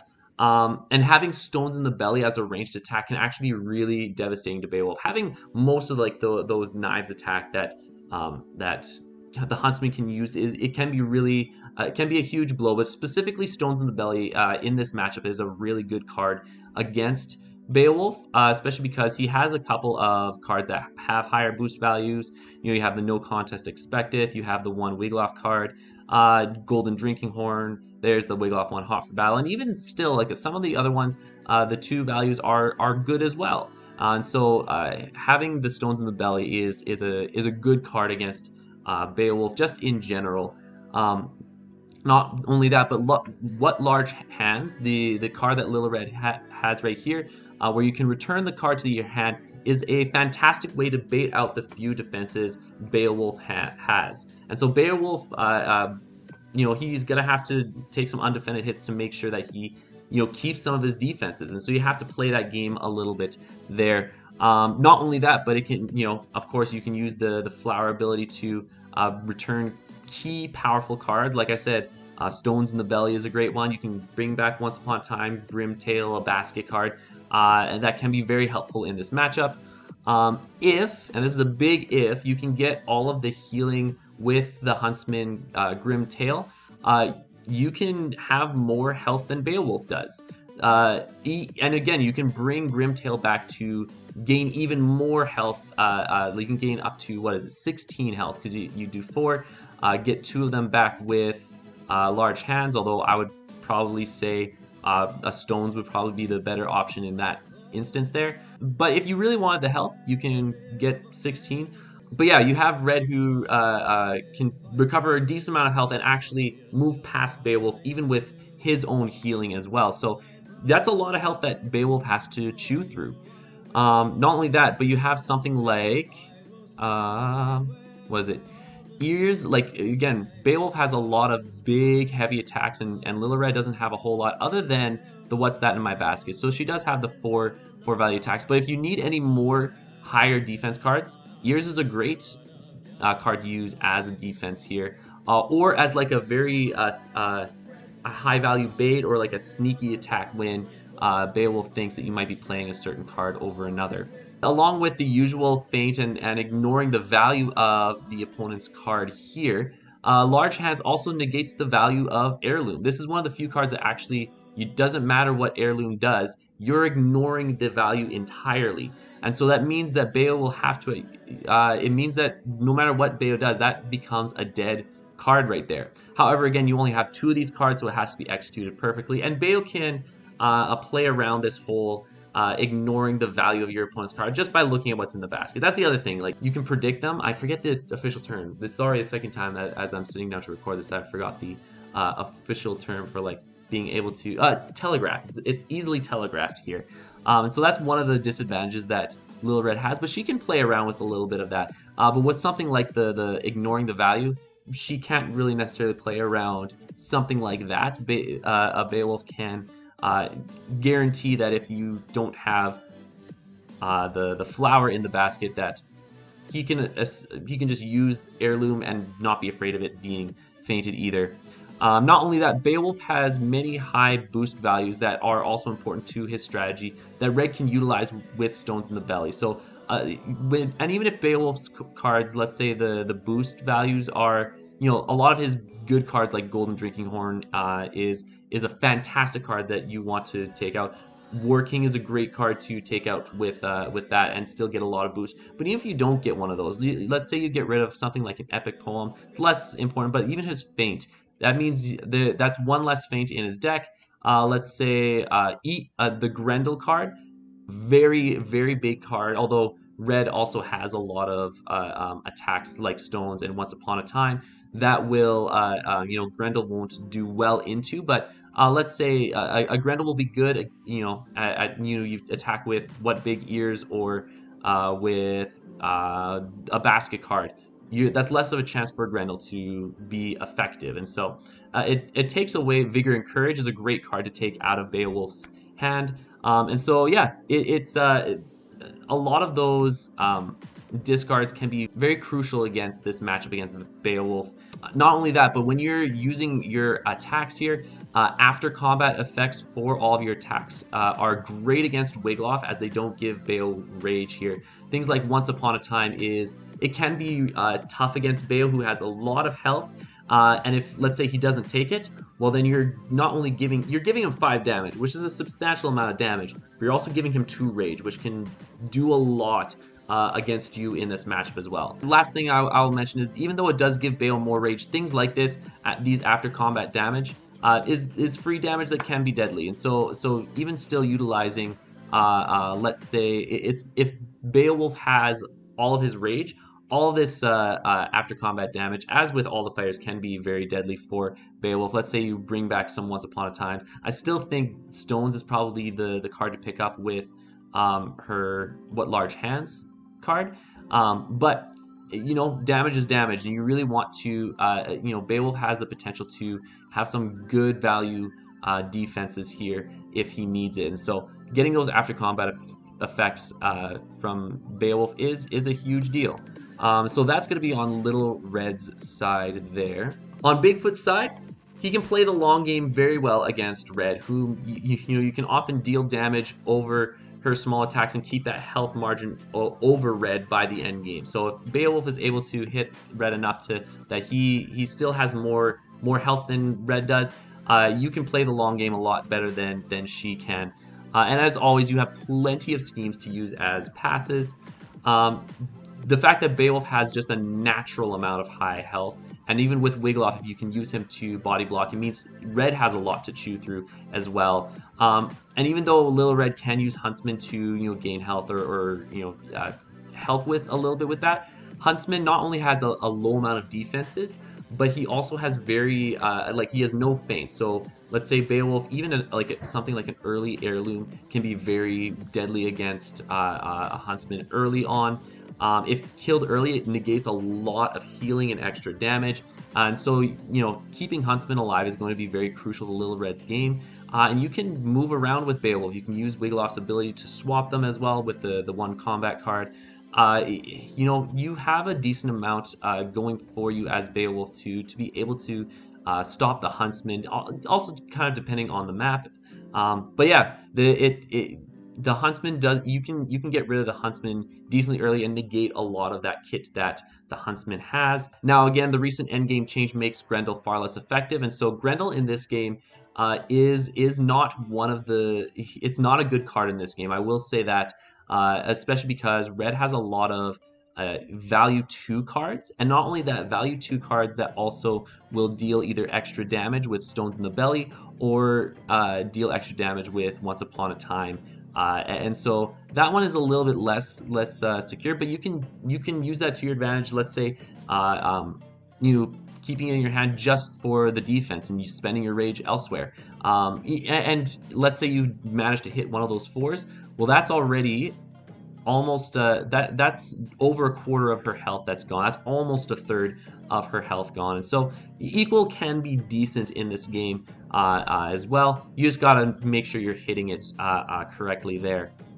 And of course, just like with Little Red's symbols, Beowulf's rage is something that is telegraphed. So Red can use the fact that if he has 1 rage, that's a great time for Red to use a 4 value attack as well to negate that, going on the other side of the interaction here. Here's a very interesting thing. A lot of Little Red's after combat damage effects actually help Beo as it gives him more rage. Where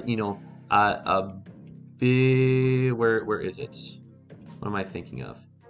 Big Mouth, if she uses this on defense, it gives him rage on defense just before her turn. So let's say she uses a terrible Big Mouth. Beowulf has 1 rage. If she has to use that and wants to try and deal damage back to him, well, now you've given Beowulf enough time to, given Beowulf some rage to use for War King or Equal of Grendel. Once Upon a Time, if Red uses it defensively, or even worse, if let's say she uses it offensively and Beowulf takes it, again, that's rage that goes into Beowulf, helping him with his engine. So again, red needs to try to use the effects where Beowulf doesn't get as much rage out of the effect. Either maybe let's say he's at full rage, or if he's at a very low rage, and you can be safe with giving him maybe 1. But Bale should try to set himself up so that he's kind of at a sweet spot where he can gain rage as much as possible, but still utilize a good amount to get as much damage and to get much of his kit in. Going back to Grendel, I missed this point here, but never use, I would say never use Grendel with knives in the basket. I kind of mentioned that a little bit with the Stones in the Belly and Once and Upon a Time. That specifically avoiding using that when Red has knives, which is, there's not going to be many attacks that she does that has a symbol other than knives, since there's a lot of knife cards or cards that she can use even just to boost in. And let's say she boosts in with a wolf skin, terrible big mouth, if she doesn't want to give him rage. Some of the huntsman card here. So there's a decent amount of cards that she can use to boost in and have knives in the basket here.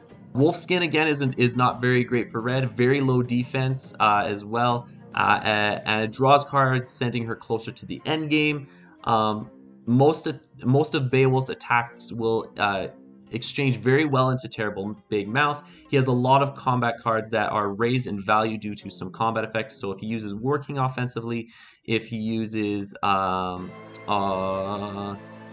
Heirloom, if he uses Epic Poem, those are great cards to use when she has the Wolfsbane in her basket.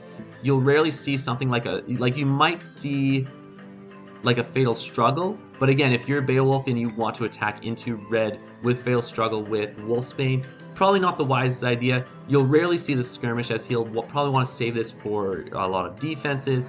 And so yeah, the interactions against Red's Terrible Big Mouth, it's not very good if Beowulf is planning into that a little bit as well. An Ancient Heirloom is great into so many cards.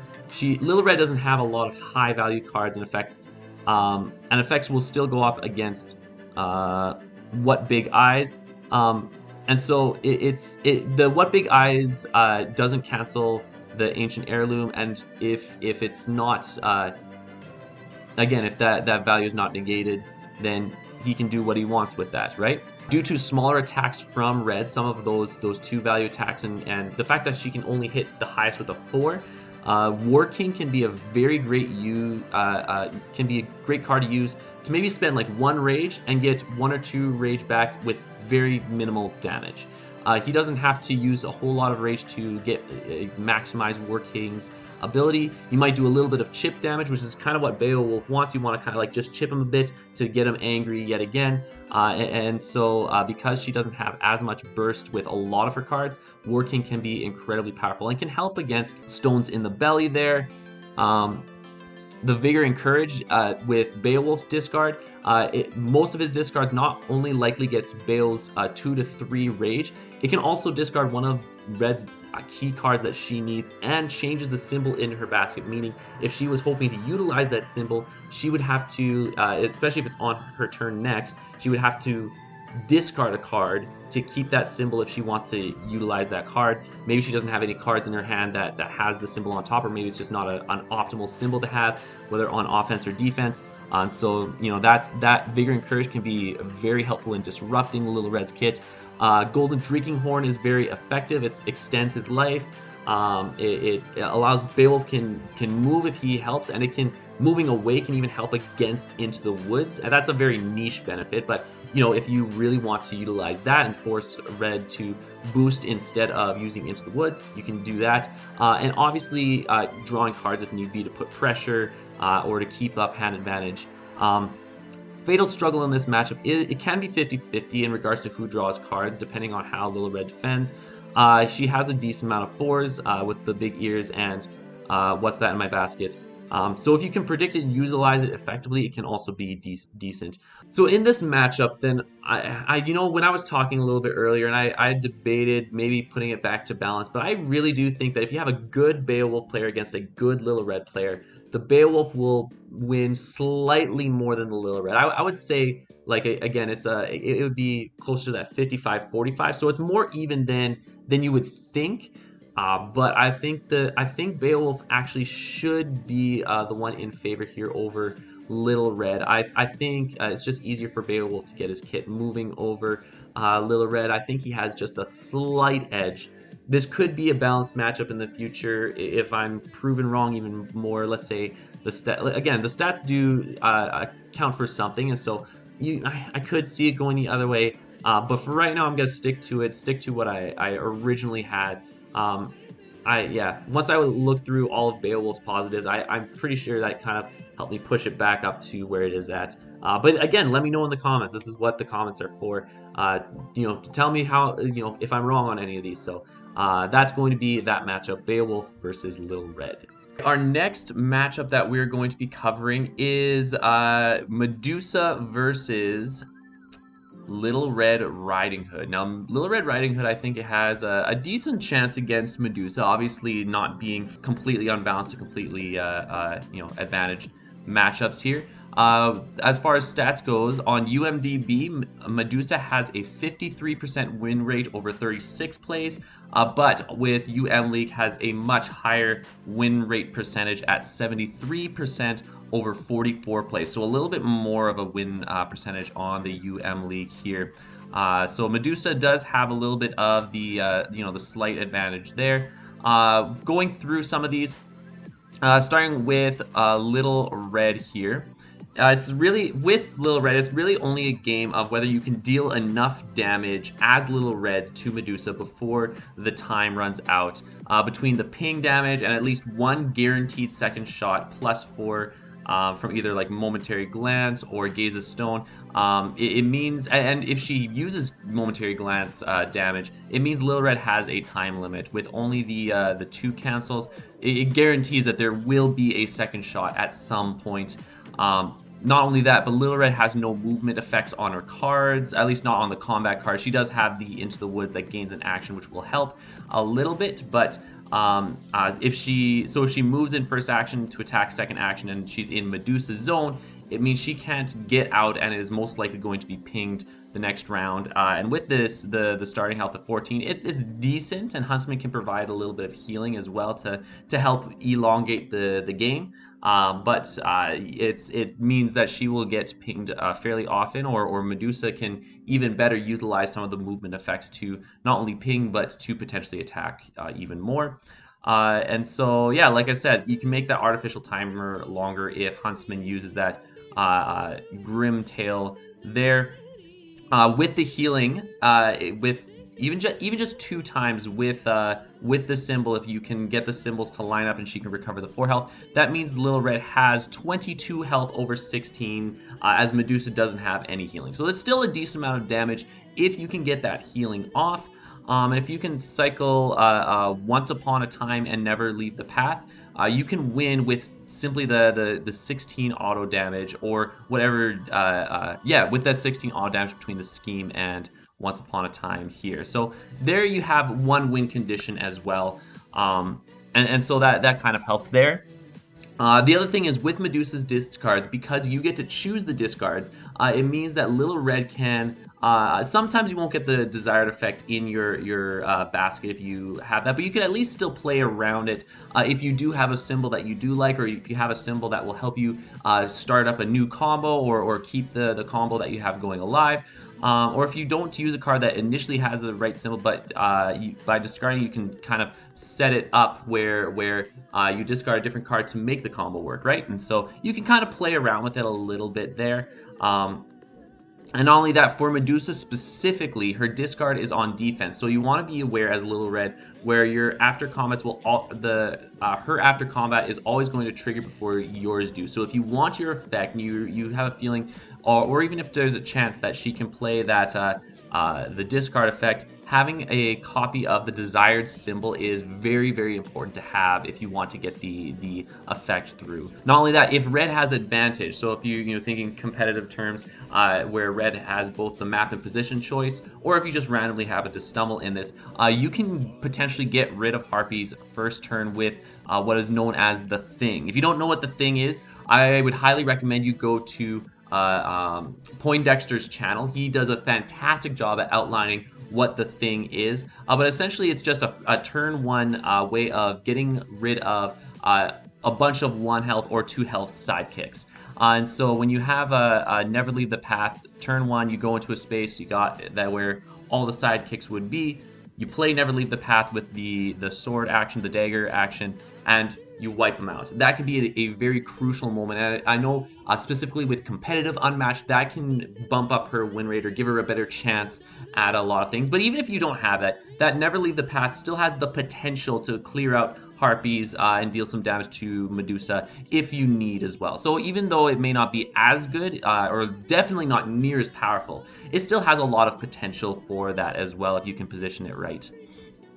Into the Woods is another way that she can close the distance into Medusa. Let's say if she is one Medusa maneuver away or a dash effect away.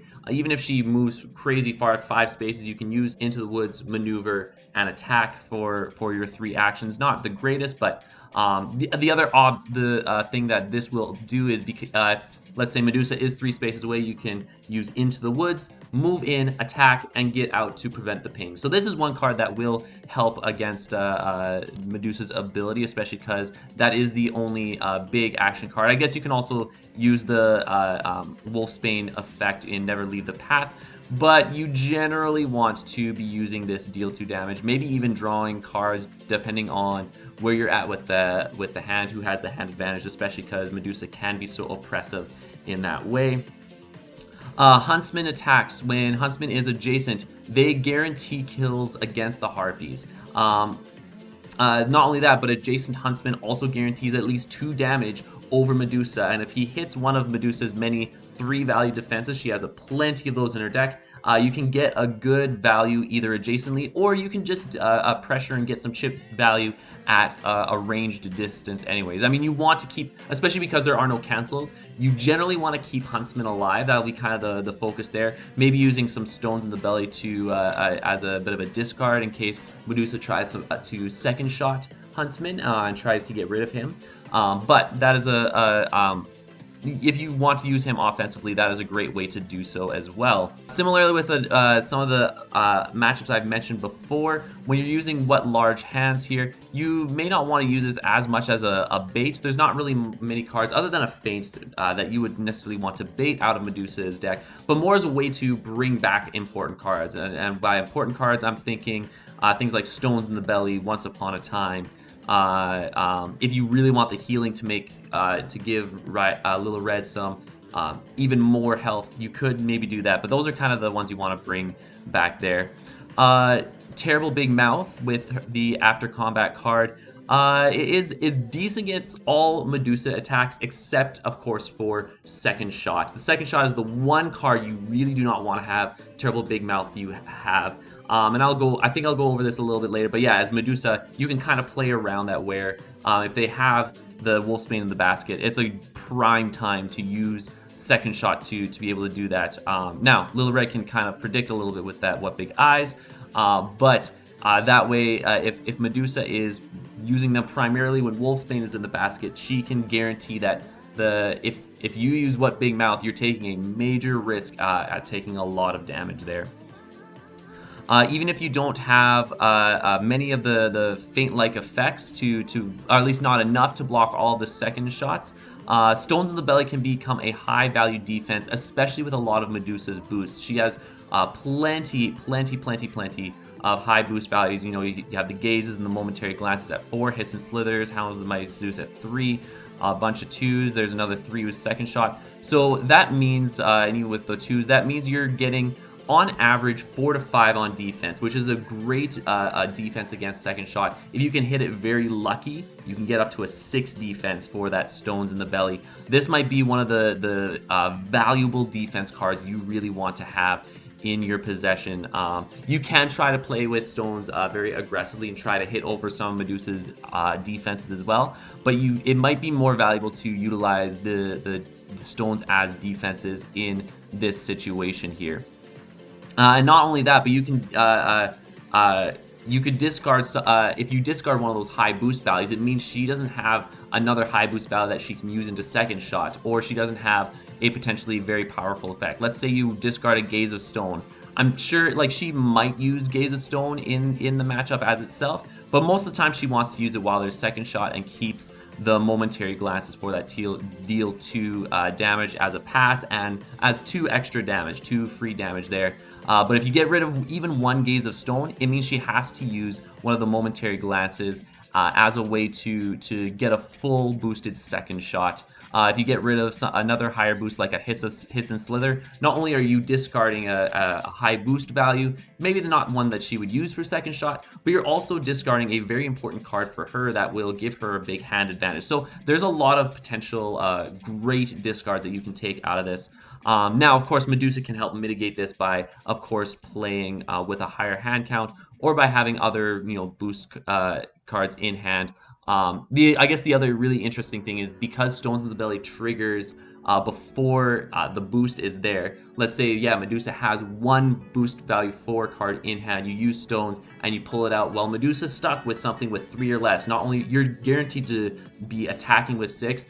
Now, Medusa doesn't have to boost that value. In fact, that would be a waste of a card because you'd have a 6 value defense and nothing will hit over that unless you had a 4. You really want to deal the 1 damage, but at that point, I would almost hold on to the resources. But yeah, that discard can be incredibly deadly against Medusa, depending on how you pick that. Now on the Medusa side, the obvious move 3 means red will have to boost most of the time to catch her, unless of course you have Into the Woods. Move 3 ranged is also extremely deadly. You can keep the pressure up. Red doesn't have a crazy amount of health, and if you can get the Huntsman down, which isn't too hard to do, especially with the fact that he doesn't have many cancels, you can easily get rid of him and negate some of that healing, making it a little bit easier to take down red. There again, like I said, only 2 cancel effects. You have the 1 guaranteed Second Shot. Yeah, like I said, it's smart to use Second Shot as red has Wolfbane. So the Hiss and Slither is actually great while red has the Rose in basket. Let's say you think that red is trying to set up a big heal, which I mean, again, she can do by boosting and then healing. But let's say she has a Rose in the basket. In order for her to keep that Rose, she would need to discard a Knives effect card or a high value card to keep Rose in hand if red doesn't have a Grim Tail there. Surprisingly enough, I don't actually know if I have a whole lot of notes as Medusa against Little Red. I think the biggest thing is with Medusa, she's still with the crazy amount of movement, both with her just natural movement abilities, but also with her cards, along with the hand advantage. You're constantly getting Red to discard. Little Red excels when she can utilize the card effects to her advantage, sometimes using them as bait attacks or bait defenses and whatnot, trying to get you, even though one might look telegraphed, it kind of you're she might be able to play some mind games with that. With all of Medusa's discards, it really disrupts a lot of Little Red's kit and forces her to really play a little bit more with those and have an even stronger game plan in the instance that Medusa has some important discards as well. Some of what Little Red can do against Medusa is a little bit luck dependent, both with like the symbols, but also with stones in the belly being one of her only great defenses. That's a big deal. The fact that you can get rid of Huntsman, and Huntsman, other than stones, only has other 2 value cards, means that it's very easy to negate the healing and just force Red to come in and do ping damage. Medusa also barely, but she does also have slightly more passes with the I guess not with Grimm's Tail. If Red can get both the Grimm's Tail and all of the what's that card? Never Leave the Path. Red does have a couple more passes, but if you can negate some of the healing, you have a little bit more of an advantage. I mean, the fact that you're most likely going to be putting pressure against Little Red is kind of the biggest thing. So if Red can clear out enough of Medusa's Harpies and be able to negate some of those strengths where Medusa has the positioning advantage, it can be a really big deal. It can turn the tides quite a bit, and Red has the tools she needs to be able to have a chance against Medusa. However, unfortunately, Medusa is still Medusa. There's not similar to points brought before. Even though Red has ways to mitigate some of that, Medusa is still incredibly tough to beat, in my opinion, and that will put her over Little Red here. So we'll give a slight advantage to Medusa, and for Little Red, it's going to be a slight disadvantage. Not looking too good for the Red Beowulf side of things so far. And unfortunately, we're going to be continuing that trend right here with yet another slight advantage-disadvantage matchup between one that was discovered kind of, I want to say, 2021. A really cool matchup between Red and King Arthur. So that's going to be the next matchup we're covering here today.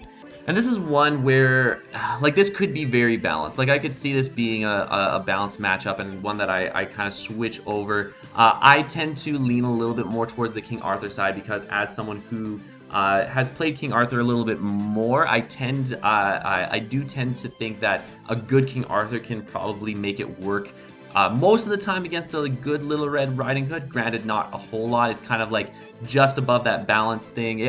I might put it to balanced in a future episode.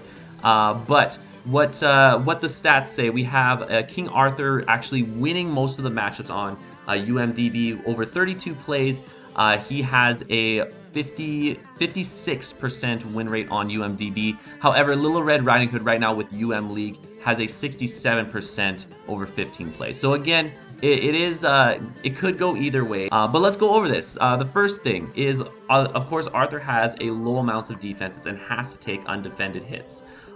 This is also another matchup where large hands is fantastic as a way to bait out defenses, right? Little Red can use that to her advantage. With near equal card draw potentially, plus the discards and some action gain, Red has the ability to potentially put on some consistent pressure on against King Arthur, especially if he's boosting cards as well. That won't help him for the hand advantage, and so Little Red Riding Hood can kind of go on the initiative and to put pressure on that. Not only that, but Stones in the Belly with the discard is a very important card to get rid of some potentially powerful cards. Let's say if Arthur uses Lady of the Lake and doesn't attack with Excalibur, you can attack with knives in the basket as a way to try and get it out.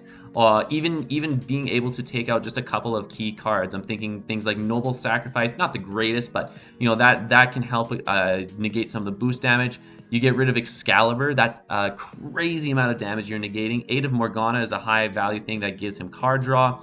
Get rid of one of his big defenses. Holy Grail means he loses all of his healing potential. Lady of the Lake means one less time he uses Excalibur. It's basically like drawing an Excalibur. And so he has a couple cards that he really would like to keep. And so if you manage to utilize stones, you can make that work and try and get rid of an important card in his hand. And of course, you can boost maneuver with knives to ensure you can play that. And if Huntsman dies, you can use those cards for boost fodder, specifically with his attack card there. And not only that, if you can recur this Stones in the Belly with the hands that we talked about, with that returning the top card, that means that's 4 discards against Arthur, and that can be major in this matchup here. Not only that, but Big Eyes can completely cancel a boosted attack and ignore both the value and the boost if the symbols line up, right? And so it's the only feint like that completely cancels Excalibur should Arthur use it with a rose on the top. So, I mean, obviously as the Arthur player, don't use Excalibur when the rose is on top. That's you might be running into trouble. I would also say you don't use that when Terrible Big Mouth is in. I remember I was on a stream. I was streaming with Darkblade recently, and on stream I made the mistake having Wolfsbane, and I played Excalibur boosted, and then someone in chat noticed that, and as soon as I said that, I'm like, oh my goodness, I just made a rookie mistake with that Terrible Big Mouth there. And so, yeah, making sure you know what Little Red has and being aware of what is in the basket. I would gladly take Excalibur into a knives effect, because even if you're dealing 3 damage with Once Upon a Time, let's say you boost Excalibur, even with a 2 value boost, 8 against 2, you're dealing 6 damage to Red. And if Red uses stones, I mean, let's say again you do Excalibur boost with Noble Sacrifice, she can't take those from your hand. That's a guaranteed 9 on top of like maybe a 5 if you have another 3 value boost and she gets a little bit lucky with the stones pull. So you can kind of use that as a way to deal an incredible amount of damage. Going back to with Red, Once Upon a Time here. Speaking of which, is a great thing to use against Merlin, as it will deal almost half of Merlin's health. I should say great to be used against Bewilderment. Because of that after combat effect, it might negate the initial 2, but you're dealing that 3, which is almost half of Merlin's health, and that's a huge attack. So it really, honestly, with this matchup can be boiled down to who can get rid of the other sidekick and force the other fighter to be close quarters. Like, both of these fighters are melee as the heroes with a ranged sidekick. Now, Huntsman is a little bit more exposed. He's a little bit less... he doesn't have as many good quality defenses. He doesn't have any feint like, so King Arthur can reliably boost and be able to deal stuff against the Huntsman. And so Huntsman, you might use stones as a way just to ensure that he stays alive a little bit longer so you can get some of the healing.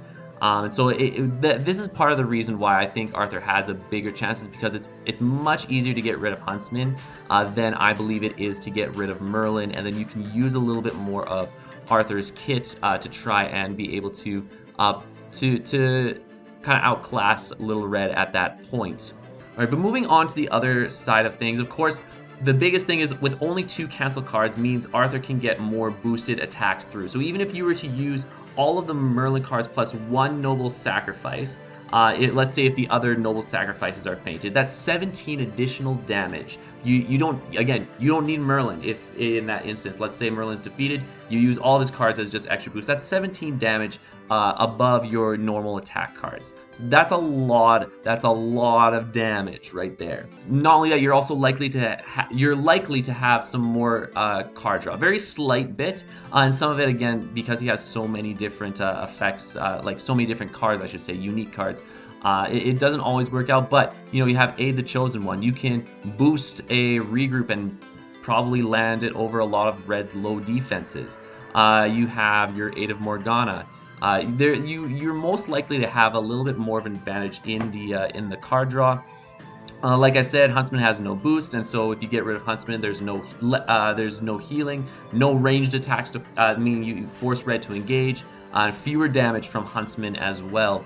You have lots of strong movement effects, meaning Red most likely can't double attack. You allow Divine Intervention. Of course, maybe she can prevent that by, let's say, if she's right next to Arthur, she can attack, then move and attack. But because Arthur has so many movement effects, he can kind of negate a little bit of that. Skirmish as a card is almost likely to guarantee a win, except for a Lucky Stones or a Huntsman attack. Little Red has very low values, not just on defense, but also on offense as well. So if you use this on defense, the only ones if she gets lucky with a big stones pull or a long have I sought you, Arthur's likely to win the majority of the engagements there with the skirmish. So defensively, it's a powerful effect.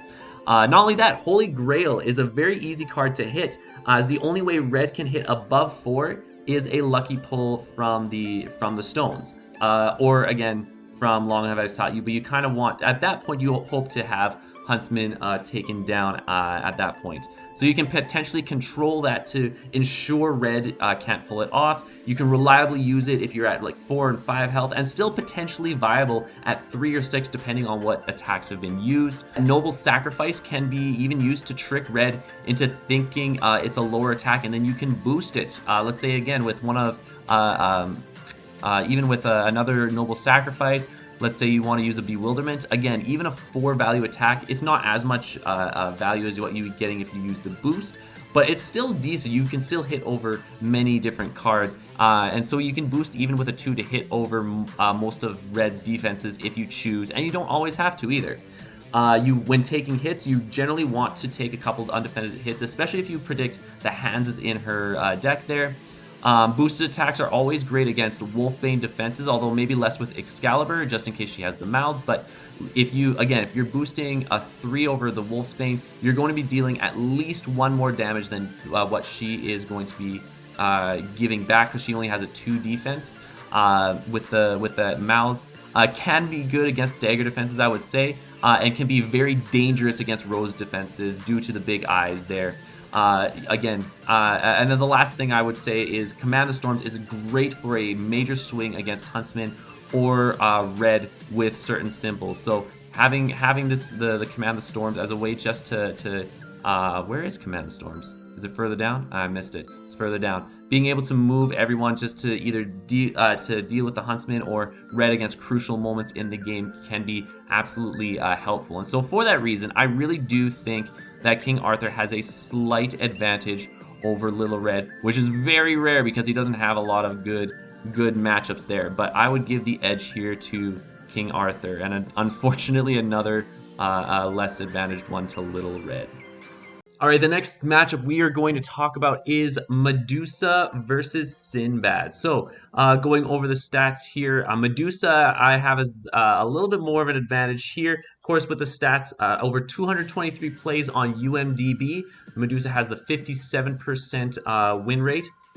And on UM League, over 37 plays, she has an 81% win rate here. So on Sinbad's here, one thing that Sinbad does have that he can kind of keep up with Medusa is some of the movement. Once he has the voyages, move 3 doesn't matter quite as much because Sinbad can move a lot further. He can kind of maneuver almost around the Harpies depending on the map and be able to reach Medusa at insane distances.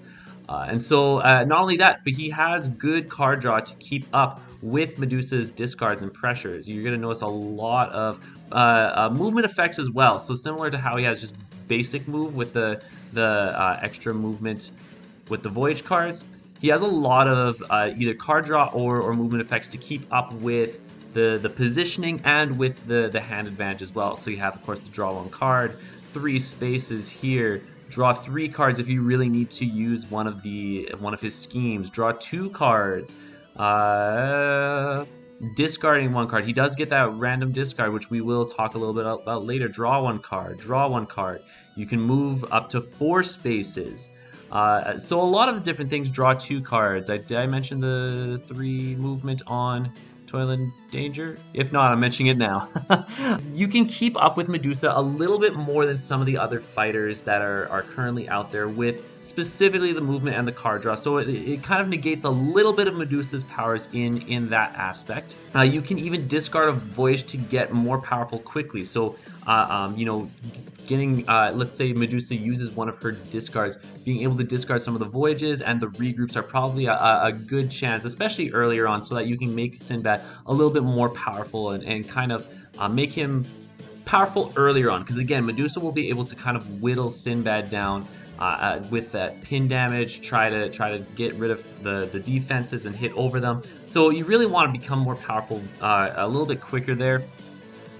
With the large movement effects that I mentioned earlier, with Toil and Danger and with Leap Away, these movement effects with the ability means Sinbad can likely reach Medusa from outside her zone or leave Medusa's zone into a completely different zone. And of course, it depends on the positioning of the heroes and sidekicks. As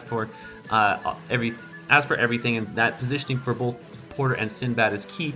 But having those effects helps to move him out of the zone to prevent pin damage or to bring him into her zone and be able to attack her on your turn later on.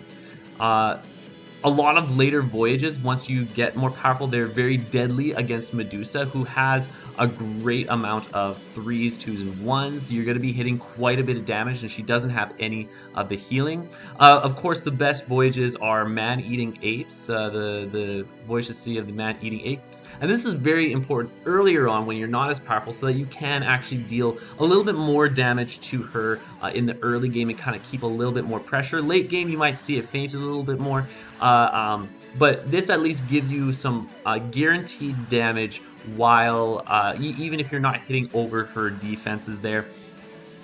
Eyes Like Coals of Fire can hit a number of crucial cards. I believe this is the random discard. So again, if you can get rid of a gaze, if you can especially get rid of a second shot, get rid of a feint, that can be big. Hiss and Slither is another one that you kind of want to get rid of. Island That Was a Whale, of course, with the healing, that's going to be important. And the giant snakes, even though it's not necessarily great in many matchups, this idea of looking at your opponent's hand can be very, very big in knowing when Medusa could strike with a big attack. So giant snakes is actually really good in this matchup, just to even know what is in Medusa's hand. And of course, the King of Serendib and Root of Madness are situationally good. Like, they're not horrible either. He can really make the most out of all of these there. Commanding Impact is great against Harpies or just a bait for a Voyage. It hits over all of the Harpy cards, all the Harpy defenses there. It hits over all of Medusa's defenses, again, most of which are 3s, and draws a card which helps mitigate that discard effects, whether it's from the Harpies with their that discard, or even from Medusa. You deal a damage, and even though she's making you discard a card, you have a good amount of cards to discard with the regroups, and even Riches Beyond Compare if you don't need the card draw there. And not only that, you can get the card draw as well, but using it as a bait as well to draw out a feint, deal the 3 damage is really good. It can be quite helpful too. So Commanding Impact has a lot of potential here. It's too bad there's only the 1 copy, but Sinbad can make use of that and even have one shot to really help throw Medusa off guard a little bit. Riches Beyond Compare, this is one of the few matchups that it could see some use if there's too much discard and pressure. It does limit the natural game timer you have on yourself, so you really have to be careful. You don't really want to use this ever, if at all. This is kind of one that you would kind of hold on to discard, but that 3 cards does help in a situationally. However, By Fortune and Fate is a lot better, because not only are you attacking with the Porter, but this is a much better way to draw 2 cards over just the scheme there.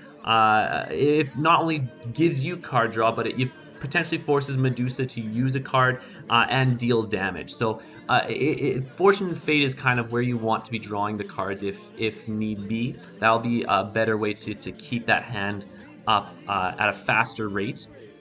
My personal preference with this matchup is that Sinbad should be kind of playing as the aggressor, just hitting and running to negate some of Medusa's strengths, right? So going in, let's say hit her with a big leap away, get out, or a toil in danger. You maybe use kind of use some of that. You will need some on the defense though. Again, Sinbad, if you use too many of those effects, he's going to run out of a bunch of big defenses. So like you have to pick and choose which versatiles you use because otherwise you'll find that Medusa will be able to run them out of defenses if you use too much of those, but kind of negating some of her strengths every once in a while just to be able to get as much damage negated from Medusa as possible would be fantastic. Momentous also, if it's even if it is fainted, Momentous will hit over all of the attacks if of course if you do move. So no matter what, if it's a harpy or with Medusa, you're guaranteed to be dealing at least some damage. So if you want to use that offensively, you're more than welcome to as well. On Medusa's end, Harpies themselves can easily defend early Voyage cards with all of their cards. So especially in the early game when you do have the Harpies and you use them to kind of body block Sinbad very early, you can use the Harpy cards to, you don't have to worry about Sinbad's attacks. You can just use these defensively, especially with Clutching Claws, although you do want to be careful if you use Clutching Claws, especially if they discard another Voyage. All of a sudden, not only are they use one Voyage, but they could potentially just throw another Voyage that they don't want and be able to immediately hit over all your Harpies and get an insane amount of movement there. But you can use the Harpies to defend a little bit earlier on in the game. Discard effects later, but before Voyage Home means that you can more easily predict when Sinbad will be playing it for Feint, and you can either get rid of good cards or a late Voyage to pressure a Sinbad to play Voyage Home. So really utilizing those the defenses at the right time will help to kind of predict where Voyage Home could be coming in. Not only that, but 16 health plus all of her Harpies, the 3 Harpies, is still a lot to get through, especially with Sinbad's weaker attacks at the beginning. Sinbad, especially if he's using some of his effects for after combat, and not even including regroup, because that's not a great defense to work with. So with that, he doesn't have like a crazy amount of defensive cards if he wants to use some of the versatile ones to utilize some of that movement that he can get. So with that, then of course it's easier to maybe even save one gaze or two just to try and hit him even further. You probably don't need to in order to win, but again, if Sinbad is using a lot of versatile cards, you can use the gaze of stone at certain points in the match because he will have to take some undefended hits if you're noticing that. The fact that he has to, like I said, not only deal with the 3, but with kind of going back a little with Winged Frenzy, bringing back Harpies. That's another 2 fighters that he has to deal with. And so not only can Medusa negate some of the early damage with Harpies, but let's say he gets extremely powerful. If you can have the positioning game where you're controlling that and you're able to force a Harpy or force Sinbad to attack a Harpy with a major with a big Voyage attack, that's a lot of damage that Sinbad could be dealing to Medusa that he's now dealing to a Harpy, a 1 health Harpy, and especially if they're just gonna take it, either they, that's still a lot of damage that is not being applied directly to Medusa. And even with Clutching Claws, let's say you force him to discard a card, it's again damage that you're not dealing to Medusa plus a discard, wasting even more resources. So that's still quite deadly against someone like Sinbad here. And not only that, with Sinbad's card draw, you can force him to burn out as well. Especially Winged Frenzy can really help kind of in that end game too, as he's getting later. Bring back a Harpy, position body block with that Harpy, and then force him to try and either get past or just go through the Harpy and get him to draw and exhaust himself. Even though Medusa doesn't have a crazy amount of movement as compared to Sinbad, something like a dash, I'm trying to find the actual card here. Yeah, something like a dash can be very crucial at the right moment for repositioning, as well as the Winged Frenzy, like I said, especially if Sinbad is trying to attack second. You can help with position yourself with a ping, or position yourself to get to the right place, or even if, let's say, he's attacking first. If you are able to use dash and reposition yourself where you can get away from him, this can be a very underrated card in this matchup, where you can be able to use this effect to your advantage at the right time. Uh, Mighty Zeus is very similar with that, with the harpies. It's just, of course, with all the harpies instead of Medusa. Um, and so, despite a lot of potentially high values, Sinbad could take a while to get into actually attack Medusa, or he could get rid of a bunch of defenses that brings him a lot of utility, a lot of kit, but that means that's for every versatile that he uses, that's one less defense that he has. And so, despite all of the things that Sinbad has, it's just not enough for him to even make it quite balanced. And so, for that reason, Medusa's going to get a slight advantage over Sinbad here. And again, riding on the Medusa train, of course, we all know Medusa is a powerhouse in this game. We're going to talk next about Medusa, but this time against Alice here. Just loading up there. So looking at some of the stats, over 293 plays on UMDB. She has a 56% win rate, and on UM League, that's going to be 73% over 15 plays here. Now, a couple of cool things is that with Alice, on Alice's side, being big can provide a good amount of damage over Medusa's mediocre values, while being small, conversely, can mitigate a lot of the damage and effects from Medusa's cards. So if you can play it right, if you can plan it right, you can really get rid of some of that kit that Medusa has as well. Not only that, but similar to Sinbad that we talked prior, though not quite as movement heavy, especially with his maneuvers, she does have a lot of movement effects, and some of them are pretty fantastic. So like Skirmish allows you to reposition either combatant up to 2 spaces. Mad as a Hatter moves your fighters up to 2 spaces, essentially the value of a maneuver in and of itself. Looking Glass, if you really want to, let's say you don't need the cards, you're almost going to always want the health, but you could place Alice in any space to be able to utilize that effect. That could be a very, very good use of that. Might be a tad aggressive, but that helps. Eat Me Again, moving 3. I'm late. This is a big one, being able to move up to 5 spaces. That is crazy. So Alice does have quite a few movement effects, specifically with the combat effects, and so you do have to take damage or use them on the attack, whatever that is for that. But she is able to utilize that to her ability, again, to either reach and get to Medusa, or to prevent ping damage.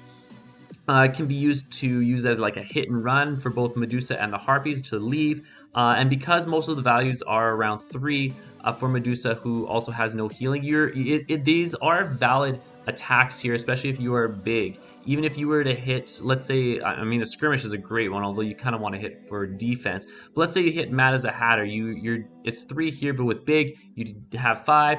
Let's say you hit like a snipe or something like that, you're dealing 2 damage there. And you're able to leave. That's still decent for a hit and run, and of course it'll hit over a lot of Harpy cards as well.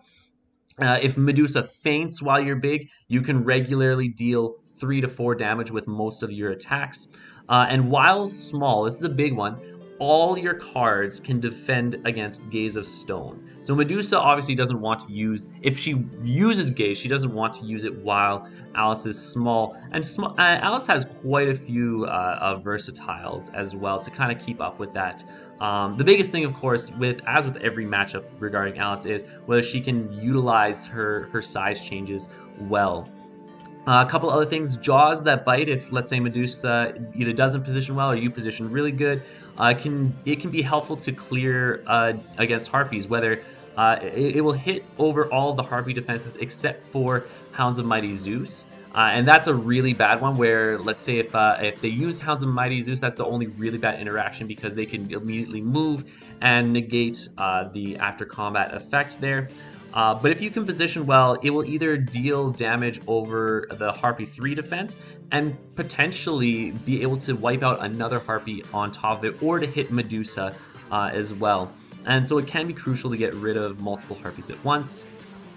Claws that catch. Again, this is only a 5 against Medusa, but again, can be really, really good against Medusa. The other great thing about the Jabberwock cards is that they're great discards for all of Medusa and the Harpy discards as well. For all of the 6 discards, they can be very helpful to get rid of if, let's say, you need it, especially if Jabberwock dies early. That makes a big difference as well.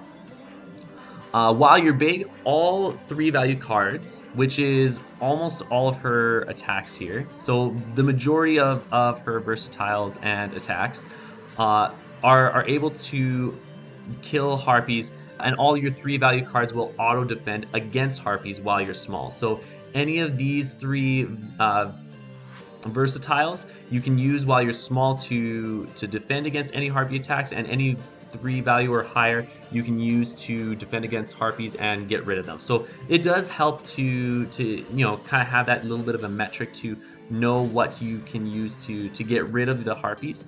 Of course, I'm realizing one of these attack 3s is the Jabberwock. That one, like I said, doesn't necessarily do anything for the Harpies, but yeah, gives you a little bit that you can work with here. Big Momentous is incredible against Medusa. And so, like I said, Medusa has a lot of 3s. I say that over and over and over. You've heard this plenty of times, right? By the time you're watching at this point in the video. So a 7 is going to get quite a bit of damage as well. Skirmish on defense is great against second shot if you don't have feint. With a 5 value skirmish, that means Medusa is not, it most likely will not boost. If she wants to boost with a 4 just to get that 2 damage, she can. But I think at that point, the Gaze of Stone is better used to actually try to defend against, or try to use against, sorry, Alice's defense and try to catch her off guard. So if she wants to fully boost it, then it means Medusa will have to fully discard a card. And if it doesn't boost it, you have a little bit more time to deal the necessary damage while Medusa sets it up again or sets something else different. And if she doesn't boost with that second shot, you also get to reposition while she has to set it up. So it does give you a little bit of breathing room there. Manxome Foe, just as much as I said with the momentous shift, Manxome Foe is a incredible card that can also deal a crazy amount of damage. At least it has the potential. But however, it is a lot more variable. With that blind boost, it can be incredibly brutal if you can knock out one or take out one of your 4s. Sometimes both for you, especially if you get the Looking Glass. But that is just an incredible amount of damage. If you get the 1, it's not as good. I mean, you still are dealing quite a bit over Medusa. However, the fact that you discard, it can also be brutal as well, depending on the card that you discard. But the fact that Medusa's already discarding up to 6, and then you have the blind boost as well, depending on where you're at with the card draw, you kind of want to be careful with some of that. But as long as you have that, then you can kind of play around with some of that there. Feint, especially while small, is an even more effective way to completely beat second shot. So again, similar with a lot of fighters, Medusa wants to try and use second shot, Gaze of Stone, some of her big attacks, while Alice is big. But if Alice can be able to make those changes as needed and really play that well, it might be hard for Medusa. A big interaction here that I do want to highlight is that playing a big Snickers snack is devastating. It hits over all of the defenses, and you choose what they discard. Unlike with Medusa's discards, where Alice gets to choose. For Alice, she gets to look at it and, of course, discard. And so you can choose to get rid of a momentary glance or a second shot to get rid of those high boost values.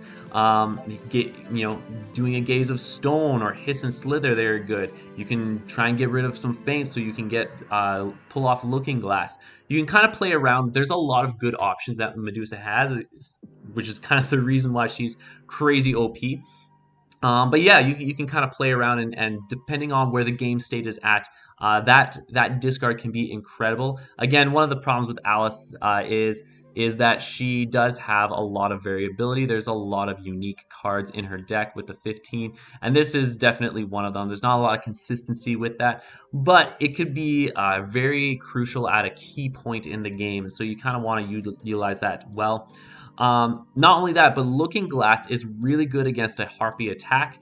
If there's a Harpy in mid to late game, especially because you don't have to worry about second shot. So if the Harpy utilizes, the discard might be rough, but again, you can draw 2 cards and recover the 3 health and not be worried about a big major attack. Not only does Medusa have kind of mediocre defenses, but apart from second shot and an undefended gaze, she doesn't have a lot of like really, really great offensive cards as well. And so with that, you can play around with that with the Harpies and be able to utilize that um, yeah, kind of make it a little bit easier to pull off there.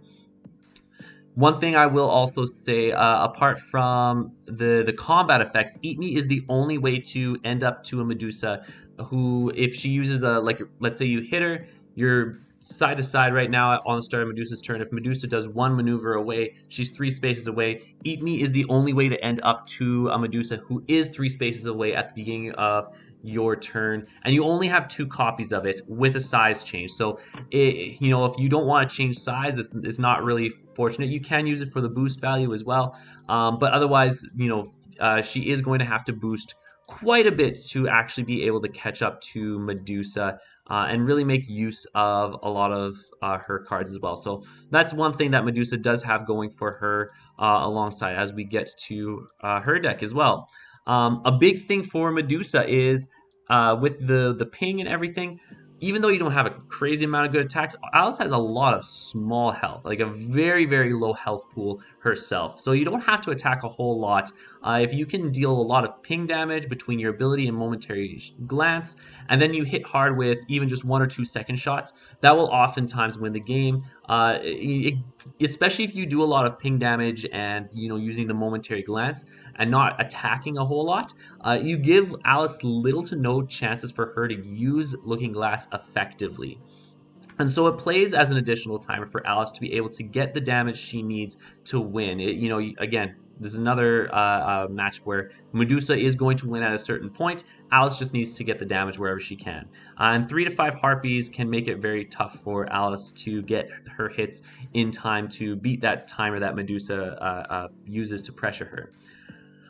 If need be, if it does, however, get to the end game, Medusa does have a lot more passes than Alice and can play more aggressive to play the long game. She can use the attacks. She can force Alice to discard and force her to utilize more maneuvers. And so you have plenty of card draw and discard effects to keep the hand advantage and to prevent major aggression from Alice, kind of dissuade her from moving in towards you. 3 move is again crazy, crazy good. Dash, Winged Frenzy, and Hounds of Mighty Zeus allow you to essentially attach a maneuver to this effect or to an attack or other effect there. The Hounds of Mighty Zeus going down there here can help Harpies defend against all the Jabberwock attacks and evade his Jaws That Bite effect. Like I had said, this is a great defense there. And played offensively, it can force Alice to have to move in to attack the Harpies and hit for her second action. And if she doesn't have the movement effects, then Medusa can, again, ping her or attack very, very hard and keep that aggression. However, if Alice is big, it means that if she's attacking you and you're defending against this, it really won't have much of an impact. You might as well take the hit unless you do need to reposition the Harpies or if you think she's trying to bait against or by playing a regroup. Clutching Claws played defensively means Alice again loses 2 cards in the attack before your turn. Same Medusa thing, but especially with Alice, again trying to keep that aggression. She doesn't have, even though she can move a lot, she doesn't have the greatest amount of card draw, so you can kind of play around with that. When you look at second shot, you can a fully boosted second shot over Looking Glass means you can get the damage through even with the heal. Even so, if you you can threaten lethal with second shot when Alice is at 5 health, especially because the Looking Glass is only a 2 value attack, or sorry, 2 value defense. You can threaten that so that you can get rid of her with the 5 and Alice can't utilize the heal ability. And even if she is small, you can threaten lethal at 4, which is, again, with only 13 health, 5 damage is what? More than a third of her overall damage, and even 4 is about a quarter of her damage. So that is a crazy, crazy thing that you can do to threaten the end game right when Alice has that, and force her not to use uh, um, or to use the mirror suboptimally. Maybe even if she uses the mirror or a different attack, hoping that you can try and kind of bait it out. You can really utilize this to your advantage. Let's say she anticipates you're going to use the second shot for lethal and plays something like a skirmish. You can kind of bait that out so that it means that she wastes a bad card at a very bad time, and you go in, use a second shot at a more optimal time, and kind of close out the game there. And so if you use second shot while there are somewhat fewer cards in hand, you can kind of throw the defender off as to when you can use it with all the fighters in general. But yeah, especially helps with Alice. Most people would expect it when you have a bigger hand. So if you can kind of play aggressive and kind of throw her off the scent as to when you use Looking Glass, and when she can utilize her big attacks as opposed to when she might utilize Looking Glass when she's expecting a small attack. Kind of playing around that is very important for Medusa there to be able to get off just crazy, crazy amounts of damage. I would say in this specific matchup, Winged Frenzy is crazy good. Again, repositioning all fighters and making it harder for Alice to get to Medusa, especially when you get rid of Jabberwock, which isn't hard to do. Jabberwock doesn't have a crazy, crazy amount of defenses. If you're looking here, total cards, like he only has these, he only has the any cards, and some of them aren't fantastic either. So being able to get rid of Jabberwock means she has less of an opportunity to go in and really hit Medusa if Jabberwock is not there. Medusa can easily play the repositioning game. And so obviously, like feint using the feint either offensively while Alice is small and looking to change to big can also prevent Alice from playing aggressive. So even though you might try to get Alice to, or you might want to try and feint the Looking Glass, in this matchup, especially because if you can deal a lot of ping damage, if you can deal some of the chip damage with your ability and prevent Looking Glass from being played for the majority of it, it might be wise to feint at an opportune time when Alice would normally change sizes. Medusa has a little bit more variability in that instance, and so because of that, it's very similar to Alice and Sinbad. Like, Alice can try to play aggressive and can try to keep up with Medusa.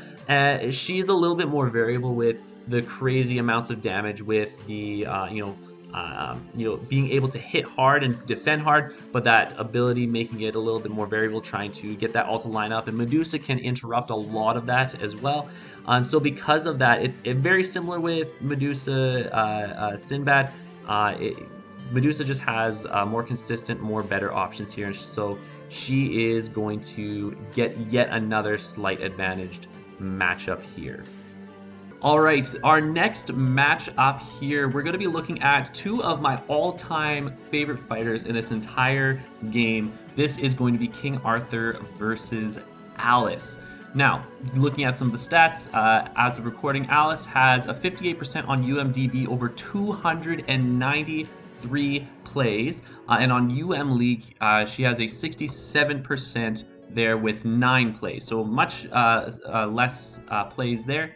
Much less, my grammar, goodness. Looking at some of the data here, one thing that Alice has going for her is that Holy Grail, King Arthur's healing defense here, can be more easily foiled. And the reason for that is Alice has a lot of cards that vary in her value there. You have Manxome Foe, which can deal up to, especially when you're big, 9 damage.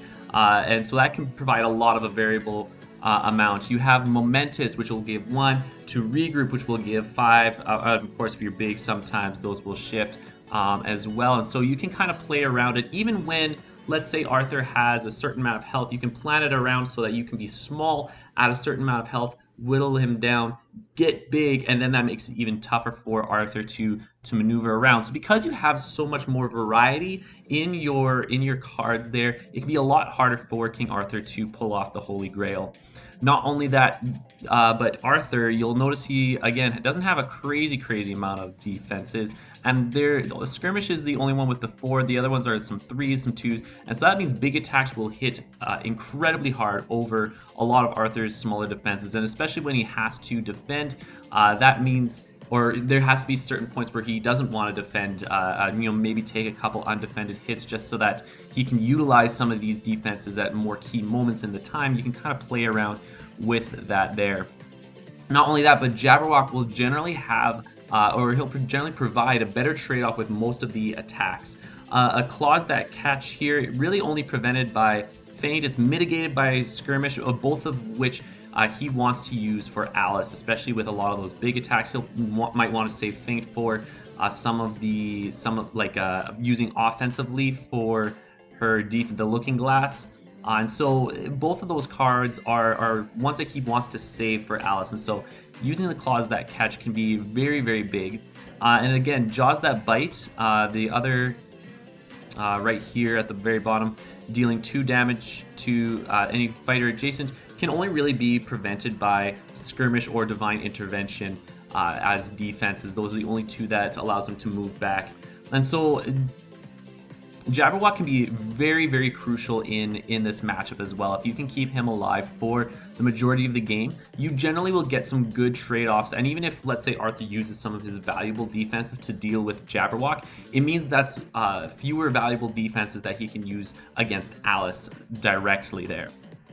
Snicker Snack in this one here, being able to look at the hand and choose one for them, the best way to discard a card from your opponent. It can be incredibly crippling for Arthur if he has Excalibur or Lady of the Lake, or even just another major card, even depending on where he's at. If he doesn't have that, maybe taking out a Holy Grail or getting rid of some Merlin's cards. Let's say he needs a lot of card draw, being able to play around with that, get rid of some of his big boosts. So you can really cripple a lot of what Arthur can do if you can win with the Snicker Snack interaction there. One big thing with Alice is that skirmish, when it's used on defense in big mode, when she's big, will still win most of the interactions if the attack isn't boosted. The only attack that it will not win against is Excalibur, which he only has 1 copy of. So saving skirmish as Alice for defenses when you are big can be very important. It also negates a couple of very key things. If Arthur decides he wants to use a skirmish on offense, it will negate that. Also, Merlin's Aid the Chosen One, it will negate that, the after combat effect there, and you'll prevent some card draw. And so using skirmish on defense, it's generally a great thing, but especially for someone like King Arthur, who can really only get up to 4 unless he boosts his card, can be very useful in this specific matchup here. I guess the other thing I didn't think about when I was taking this was momentous shift. Like, Arthur can still use that, but that being said, again, with his low defenses, he doesn't have a crazy amount to defend. If he uses skirmishes and divine interventions for his valuable defenses, maybe some feints, that doesn't leave him with a whole lot. So it's, he'll probably be using some momentous shifts on defense as well. Positioning is a very important thing, as well as who is able to utilize the movement effects to make the most of double attacks or preventing double attacks. So you'll notice that with a lot of the cards for both King Arthur and Alice, there are a lot of movement effects in both of their decks. However, Alice has a slight advantage with 12 movement effects opposed to Arthur's 11, with Alice being able to use them all, while Arthur has 4 of them attached to Merlin moving, with Bewilderment or with Merlin being alive, utilizing Command the Storms. And so Arthur has, some movement effects that isn't guaranteed and is not always involving both of them. And Alice doesn't always involve both of hers as well, but her movement effects on her cards are significantly greater than Arthur's overall, I would say. Not only that, but she can get a consistent 5 to 6 attacks when big and a consistent 3 to 4 defenses while small. And so when you can time her ability right, she has so much damage output and a good amount of damage mitigation over Arthur's kit that it kind of makes it a little bit easy for Alice to deal with everything that Arthur has as well. But looking on the Arthur side here, he potentially has more passes than Alice. So if you can play it carefully, let's say you don't even boost a whole lot, you're able to utilize more of your cards here, keep Merlin alive. He can try to play the long game or otherwise try to play kind of a race to deal as much damage as possible before she beats you. And so using Merlin to attack and further prevent from drawing cards, utilizing your effects well, maybe even using some of the effects that allow for card draw as boost values instead of utilizing that when depending on the situation, right? It all depends on the situation there. But yeah, if Merlin is alive, things like Lady of the Lake isn't reliant on Merlin, but you have Restless Spirits, you have Command the Storms, you have the ranged attacks, meaning you can attack from farther away and still be able to use your attacks as passes. So you can kind of help that in order to further prevent from drawing cards, and it can be advantageous to play either way depending on how the game goes. If Alice doesn't get many feints or looking glasses earlier on, you can go super aggro to just try and deplete Alice's low health right here. Again, with only 13 health, that's not a crazy amount. I know she has quite a bit of healing. And so yeah, you can kind of do that. One thing that is key, I mentioned taking undefended hits. A very good note for King Arthur is taking undefended hits when Alice is small and hasn't moved, just in case Momentous Shift gets played into effect. That can be incredibly helpful for him, as far as you might not be getting a whole lot of attacks. The only thing that might run into it is something like a Manxome Foe. But if she hasn't moved and you're anticipating an attack, it's most likely going to be a 3 value or less. Which is fantastic. You might get a 4 value from Frabjous Day or Jaws That Bite, depending. Well, I guess that's from Jabberwock.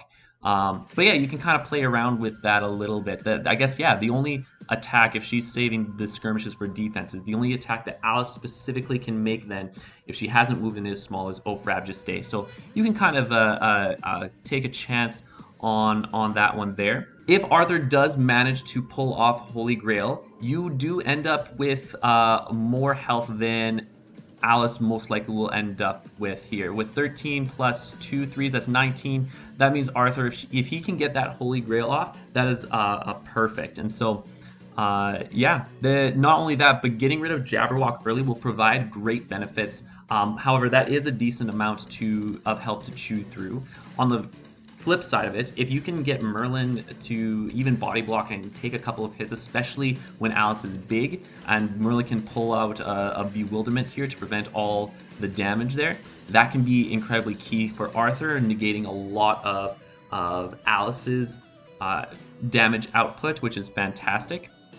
I would say the important feints here is on something either like a Looking Glass, so using some of your feints offensively as well to prevent that can be crucial. And even if you can boost a feint, especially if you hit Looking Glass, if you're positive she's going to do that, boosting a feint means you are going to be hitting with more damage, most likely, unless of course she's small and uses the Looking Glass. But if you're big, you attach Noble Sacrifice to the feint against the Looking Glass. That means she's taking 3 damage without the healing. That is incredibly crucial. So that's fantastic. Using a feint against a Manxome is also great. Being able to negate some of the big values there, or the big potential values. Momentous is a big one, especially, yeah, being able to do. Although feinting a Momentous while she's big is you're taking 3 damage anyway, so maybe not the greatest thing. Also, potentially using a feint on a well-timed change effect. If you can disrupt that size engine to give you a couple more turns to either play that log game or go aggressive, that difference can be crucial. However, feinting that size change can be incredibly risky there. The other thing, I mentioned the boosted feint. It can also be really good to disrupt the size change as well, as a lot of her defenses, her defensive size changes are low value. You have I'm late with a 2. You have Mad as a Hatter with 3, and those are the only ones she can play defensively for the size change. And so you can kind of disrupt some of that and be able to deal a good amount of damage there. Yeah, I would say similar with Alice saving skirmish for playing defensively when she's big. Arthur, I think, should save skirmish, used mostly to negate as much damage as he possibly can from Alice's big attacks. There's going to be a lot of really key cards that Alice can use. Manxome Foe, Momentous Shift. There's a lot of other cards that will deal just a crazy amount of damage, and so saving your skirmishes, which you have a couple, well, one more of than Alice does, can be very, very crucial indeed. And not only that, then lower defense values from when Alice is big means big Alice will take a decent amount of damage if Arthur's boosts aren't fainted or defended by skirmish. And so you can again play around with the size changes. You can kind of you try to disrupt that to further your game plan. Maybe you want her to be big so you can deal massive damage and apply some pressure, especially if you can get some of that card draw to help you to be aggressive. Or you can try to play that long game, keep her small so she doesn't have nearly as many as much damage output as she would like, and then be able to kind of play it further into the long game there as well. However, even with that, I find that a lot of times Alice just has just an edge on the damage output, all of the values for her cards. And so because of that, even though they play very, not similarly, but they both can potentially hit big, they both have lots of movement values on their cards, they both have a decent amount of card draw. They're similar fighters in that respect. I think Alice just barely gets the advantage here. I would say it's not crazy. I think it's close to that 65-35%. It might be a little bit more than that for Alice, but I think a good Alice most likely defeats a good King Arthur, and so that's going to be why I have that there. All right, and so let's move on to our final matchup that's going to be in the slight advantage disadvantage category.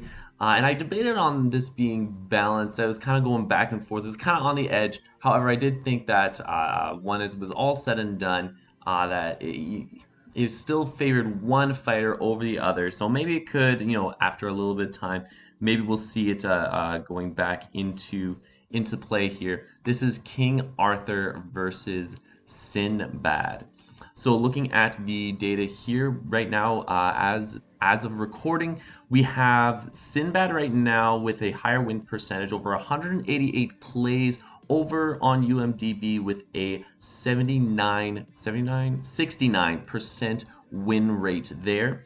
But on UM League, granted with only 4 measly plays, King Arthur actually has a 75% win rate. Now, granted, that's 4 plays. It's not a whole lot of data to go off of there. Yeah, well, let's go over everything in this matchup. Starting on the King Arthur side, you can play a little bit more defensively sometimes as King Arthur, forcing Sinbad to be aggressive even if he doesn't want to. Now, because Sinbad has a lot of card draw, generally he is going to be the aggressor there. But if timed right, you can almost get into some sort of cycle where if you, depending on what happens, especially with the movement effects and everything, you can get a cycle where you attack with a boost, then you maneuver and you still have a decent enough hand size to defend, and then continue the process, hopefully gaining some more cards, maybe doing the occasional double maneuvers. So attack, maneuver, defend, repeat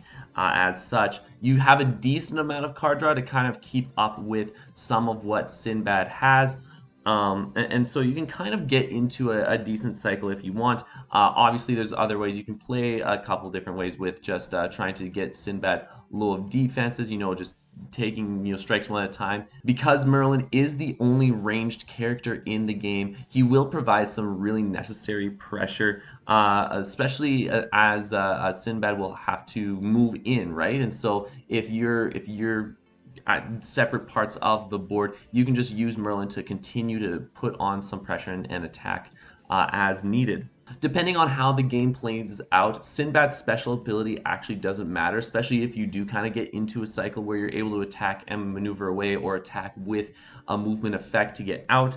And so if you can force Sinbad to be the one to move in with initiative, which he normally should be, you can find yourself getting into a decent cycle as well. Not only that, you also have plenty of movement effects. You have things like Skirmish, Divine Intervention, Bewilderment for the Merlin side of things, Command the Storm, Swift Strike. You have a great amount of movement effects, and you can use draw effects as boost fodder if needed to move, or if you need the card draw. Of course, maybe you got to sacrifice somewhere, right? And so I think a good balance of being able to keep up with that card draw, to stay up with Sinbad's pressure, but still being able to utilize the movement effects to your ability will work very well. The reason why I'm kind of focusing on a lot of movement effects, sorry, um, is you want to try not to be double attacked specifically.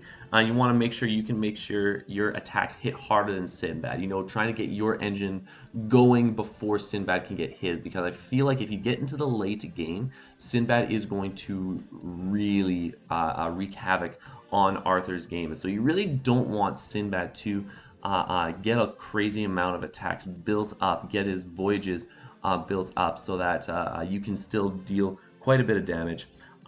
When Speaking of voyages, when taking voyages earlier on in the game while they still have a low value, because King Arthur has only so many defenses and his beefy 18 health, it's wise to take a couple of undefended hits specifically earlier on in the game for minimal damage. Similarly, saving some of your bigger defenses, things like especially skirmish, but even like divine intervention, momentous shift. Towards the late game, of course, feint is also fantastic against voyages in at any stage of the game there. However, of course, Sinbad can play around this, right? He can use that knowledge to be able to bait out attacks, and it plays on both ends of the game, which makes this very, very difficult for King Arthur, especially who wants to really make the most of his kit and who wants to read that right, when he doesn't have a whole lot that he brings, or doesn't have a whole lot of wiggle room, I should say, as far as making sure you're defending properly so that you can still have enough time in the game to produce enough damage output. For example, in the earlier game, Sinbad can throw a commanding impact for an attack 5. If Arthur doesn't decide to defend there, that is a lot of damage heading your way. Or similarly with momentous shift, and that commanding impact not only is a 5, but it's also draw 1. You keep your hand advantage there. It's going to put even more pressure. Um, Even things like if you're going forward with Porter, normally you can take things undefended and hope things are all right, but you can kind of fake things around by using, again, that commanding impact and the momentous shift to really spice things up. And then of course late game you can throw in a regroup instead of your voyage home, instead of these higher voyages when things get a little bit more dicey. Playing into those mind games, being able to read it right is going to be a major part, and I think it's kind of skews a little bit more to Sinbad's side.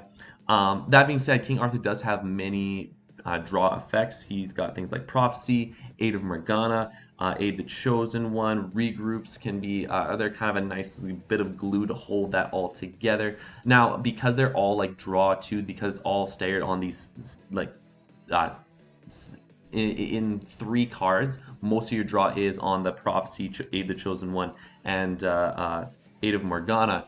You really want to make sure you can get those off, and sometimes not the most reliable source of card draw. So just trying to keep up with that can sometimes be unpredictable. Holy Grail, speaking of which, it can be a little bit hard to predict depending on what the opponent has. You can sort of predict based off of where Sinbad's at with the voyages. However, especially if he has a lot of voyages in his discard pile, the more voyages he has to threaten the kill for King Arthur and to threaten hitting over Holy Grail. He can also decide to not boost, bait with a regroup or a feint if he has enough that it's okay. If let's say he's got 5 in his discard, if the next attack that's going to be 5 in his discard, that'd be a 7 coming at you, right? And the Holy Grail is only going to defend for 1.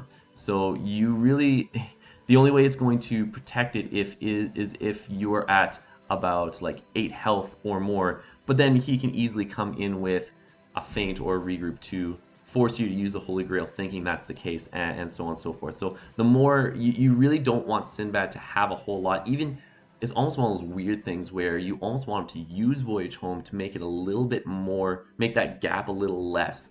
That being said, playing at 5 to 6 health is generally safe based off of the majority of the cards he has there. Another key thing that you can do is using Merlin. So kind of keeping Merlin healthy towards the late game is going to be incredible, especially towards the end. Bewilderment can be a very powerful card as it prevents all damage. So in the late game, when Sinbad has kind of ramped himself up, being able to pull out Bewilderment to negate so much of that damage can be very, very crucial in that end game process. And so this is one matchup where you really do want Merlin's advantages, right? You want to make sure you can utilize that ranged ability. You want to utilize all that, the utility of his schemes. You want to make sure that he's there for the late game to prevent large amounts of damage.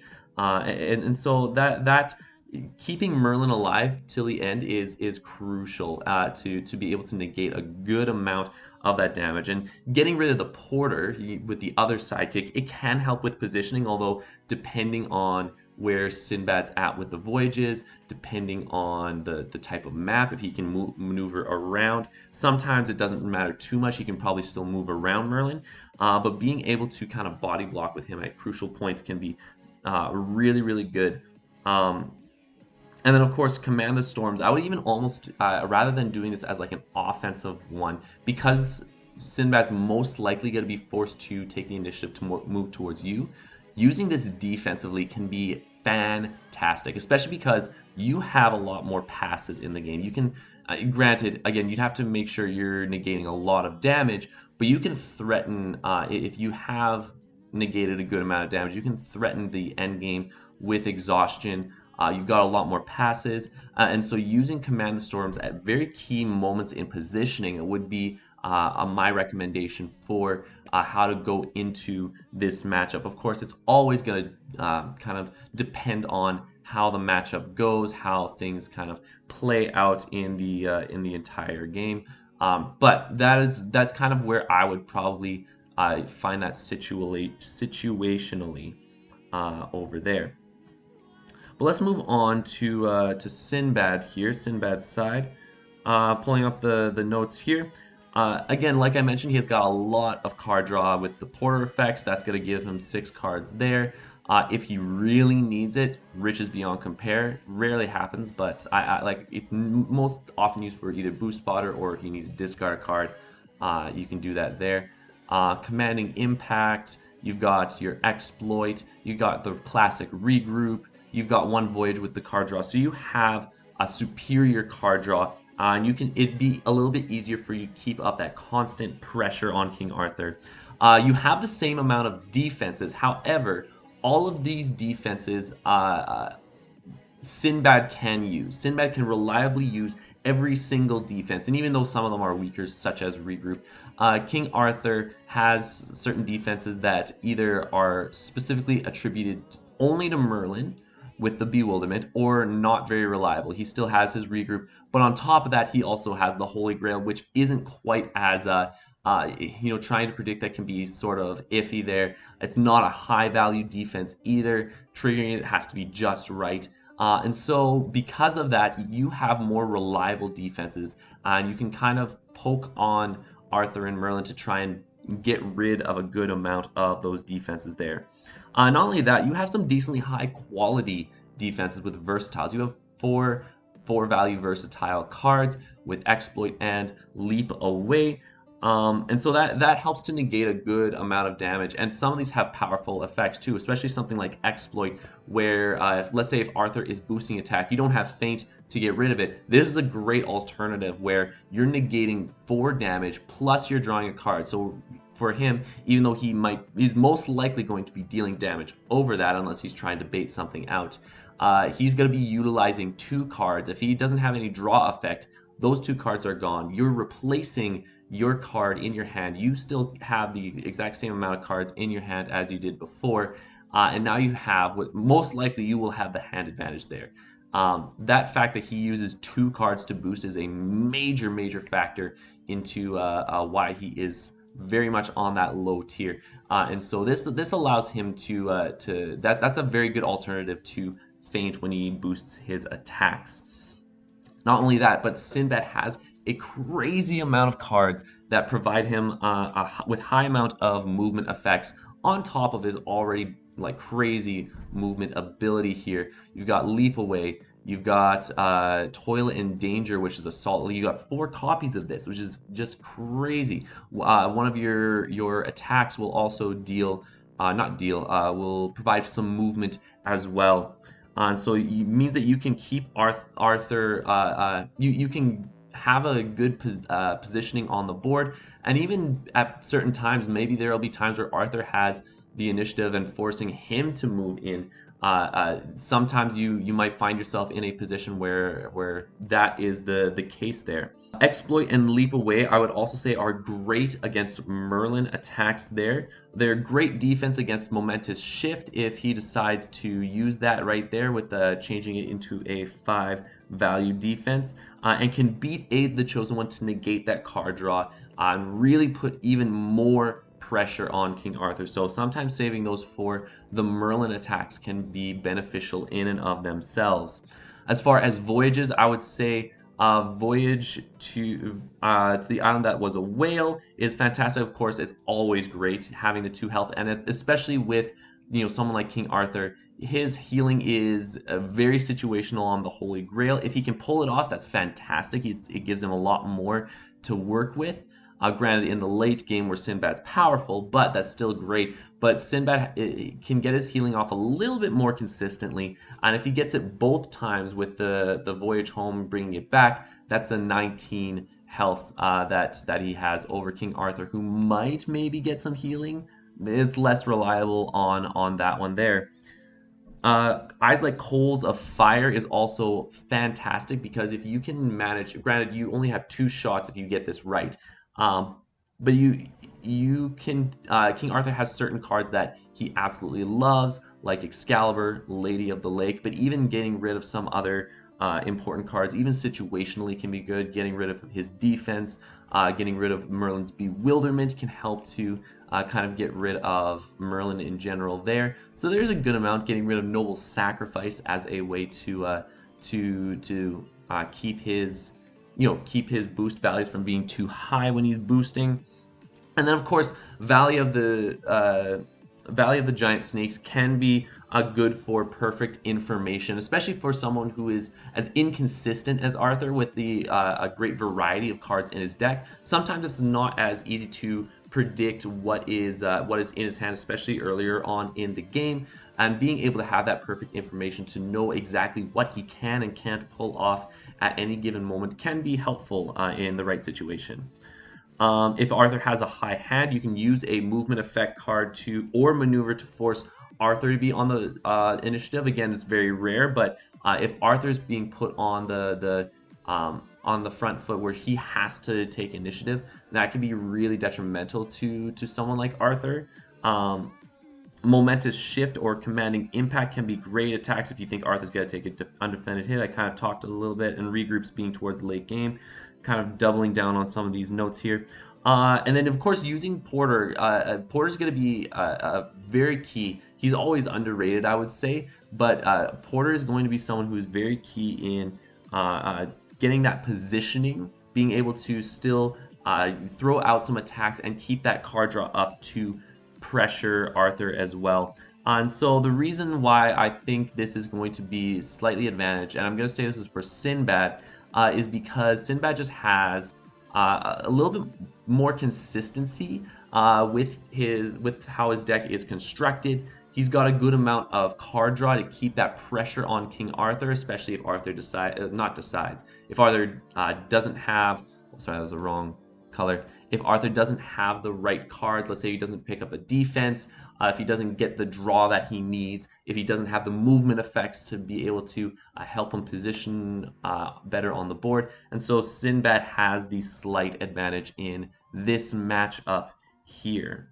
But now we move on to our balanced matchups here. And for this first one, just hot on the heels of being trashed by a couple of his fellow mates, King Arthur has a matchup that is quite decent, especially with the recent Grendel change. That's right, these are the two beefy boys battling it out.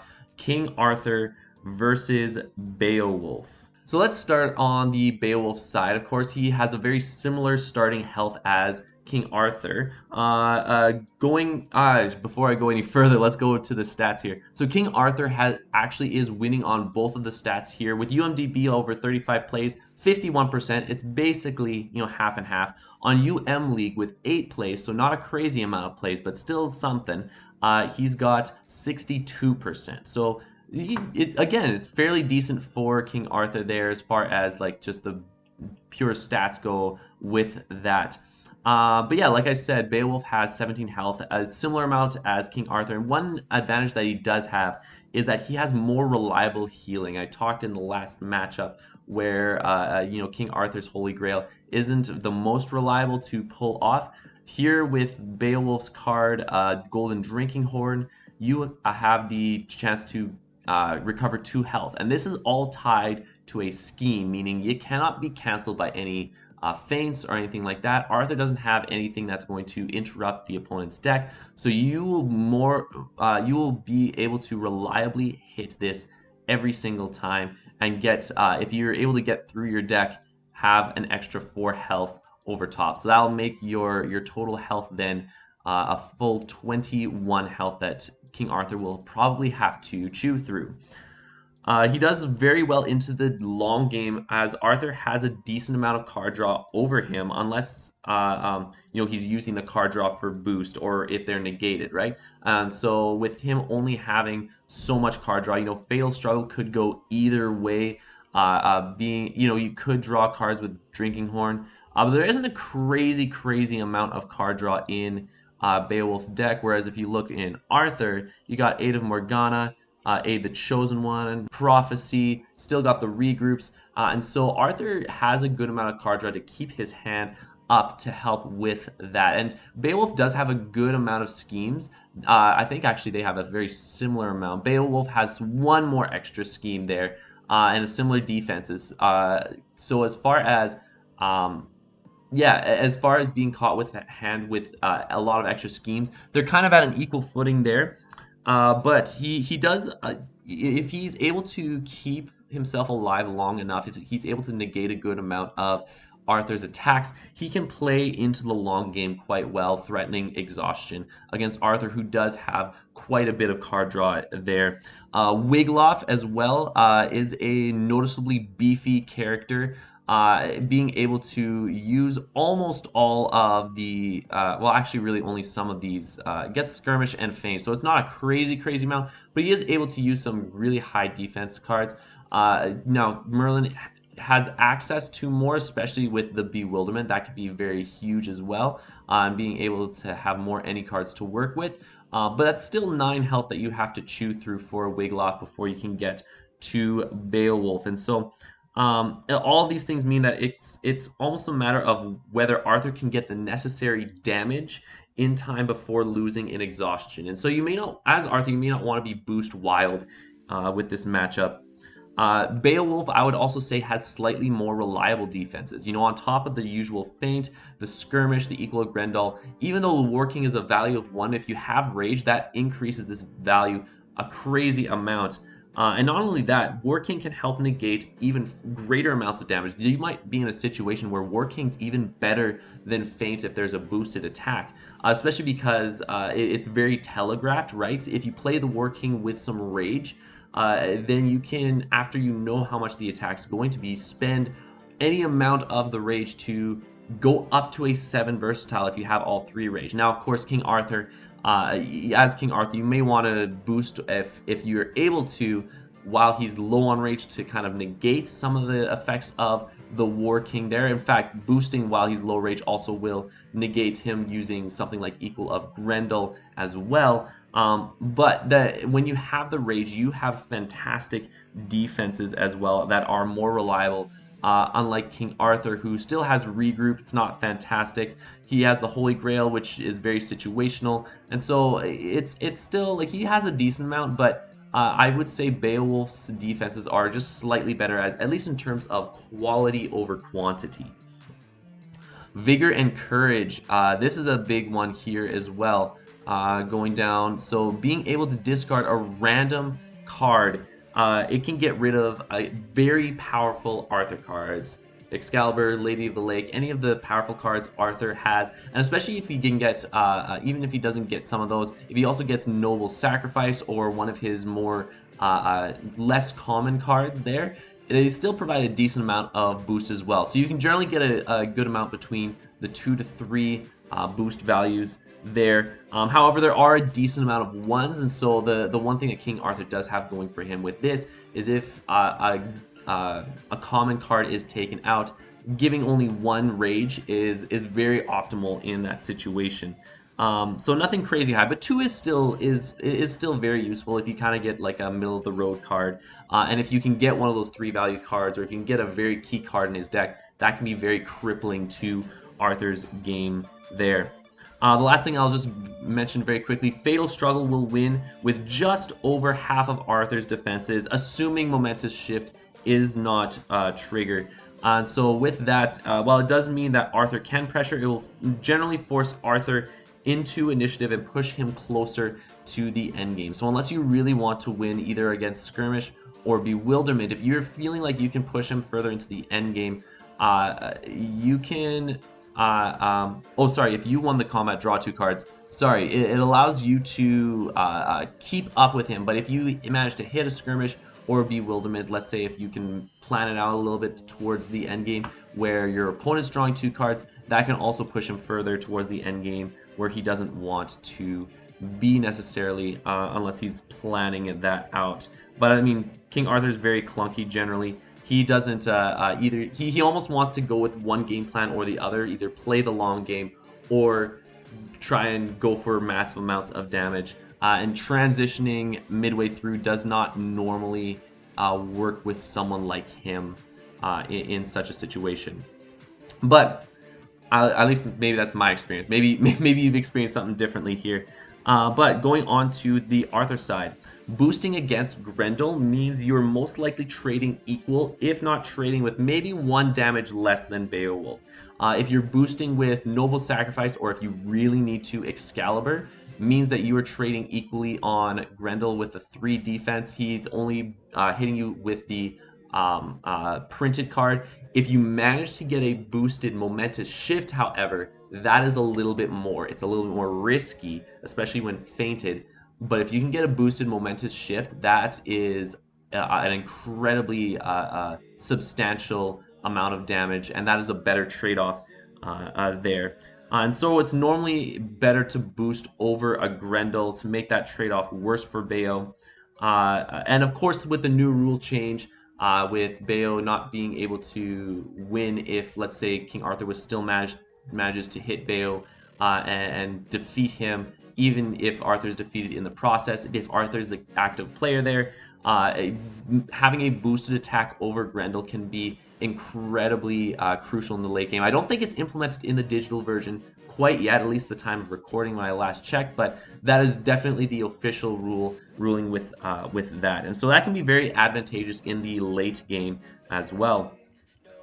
Boosted attacks also mean that you will deal more damage while giving less rage to Bayo. Bayo generally likes to have either ping damage or chip damage. You're dealing little bits of damage while feeding into his engine, making him angrier. And so when you're dealing boosted attacks, you're generally dealing a little bit more damage than you would if it was just a single attack. Now, you are wasting a lot of resources, so balancing that out is very crucial, very good to kind of note.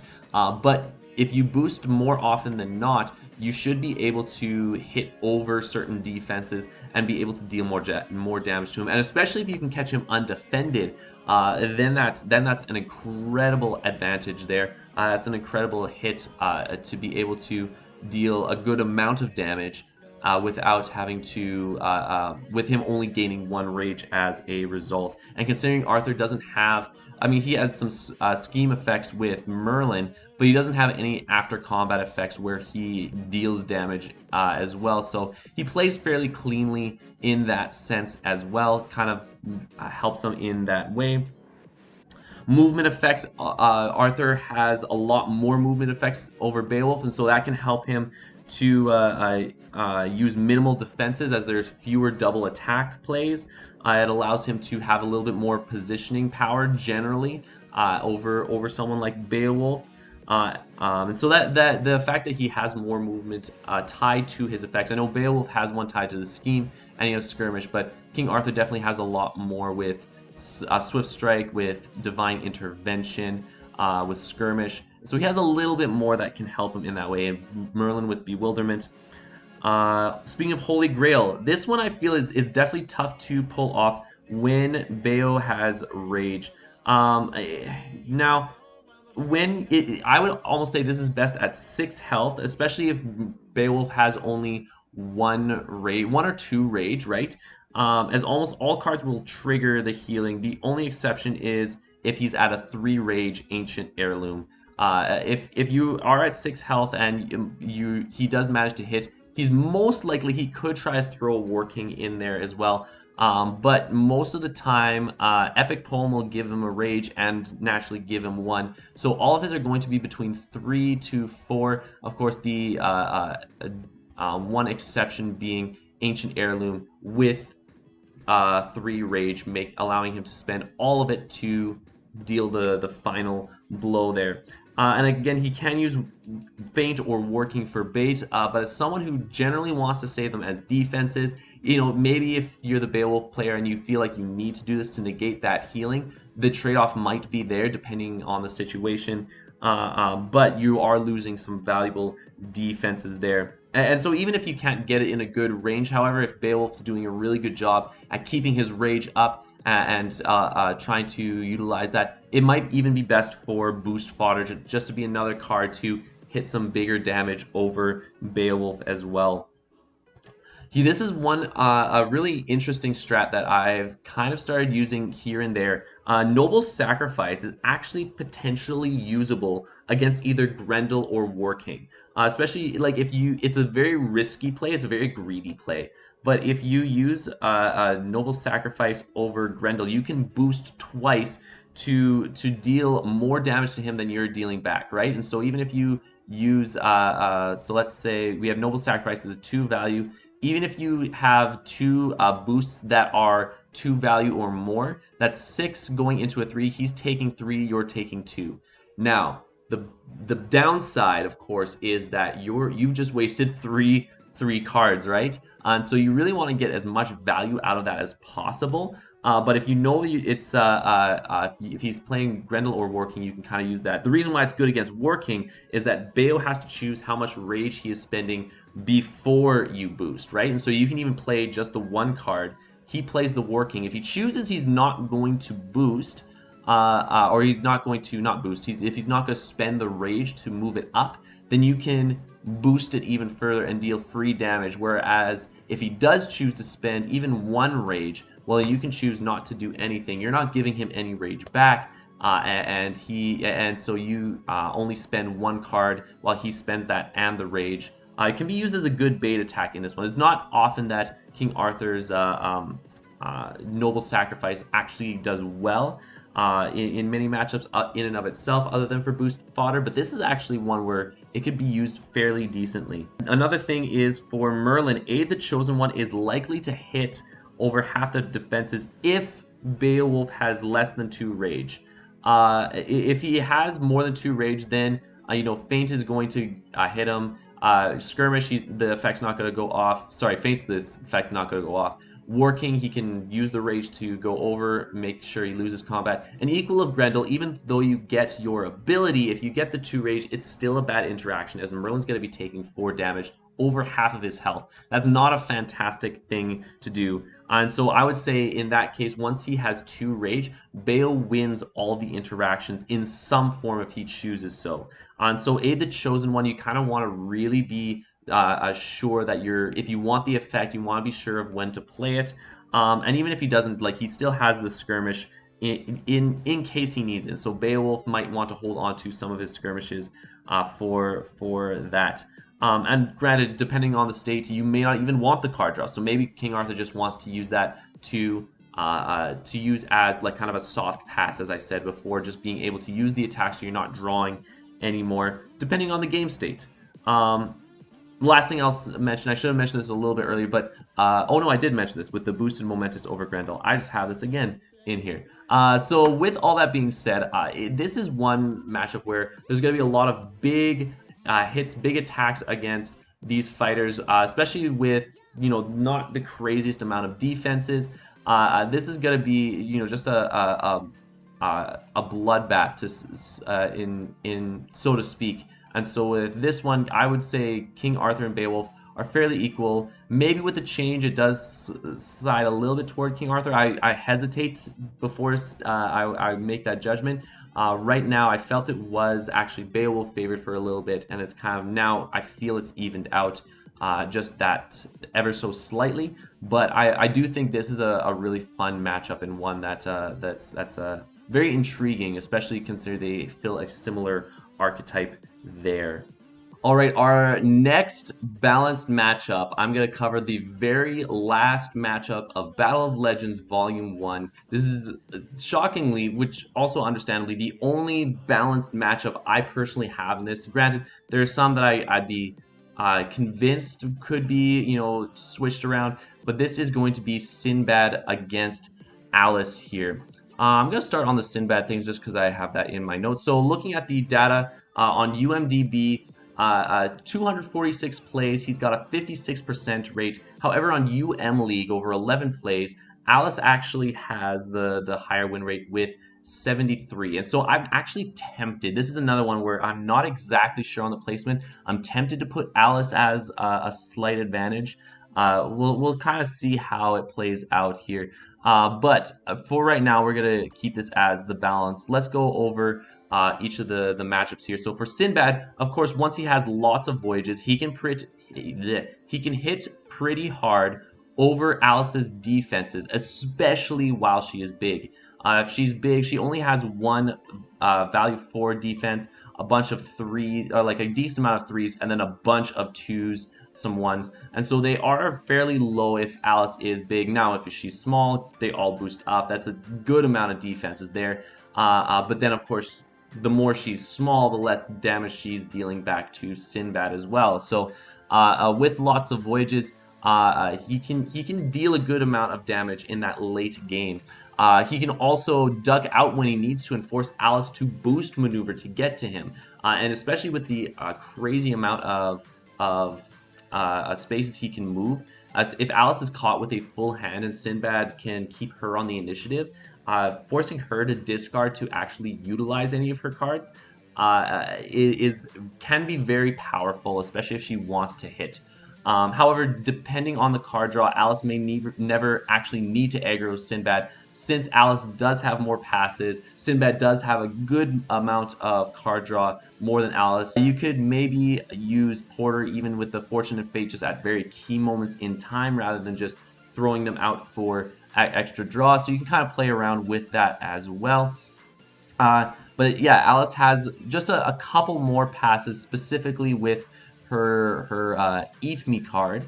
And if Voyage Home gets played, Sinbad will naturally just have more cards, meaning Sinbad should generally be the one in this matchup, constantly trying to pressure Alice, throw her off guard, getting her hand low, pressure her with better positioning, and making it awkward for Alice to try to maximize her special ability, making sure he gets more attacks in as well.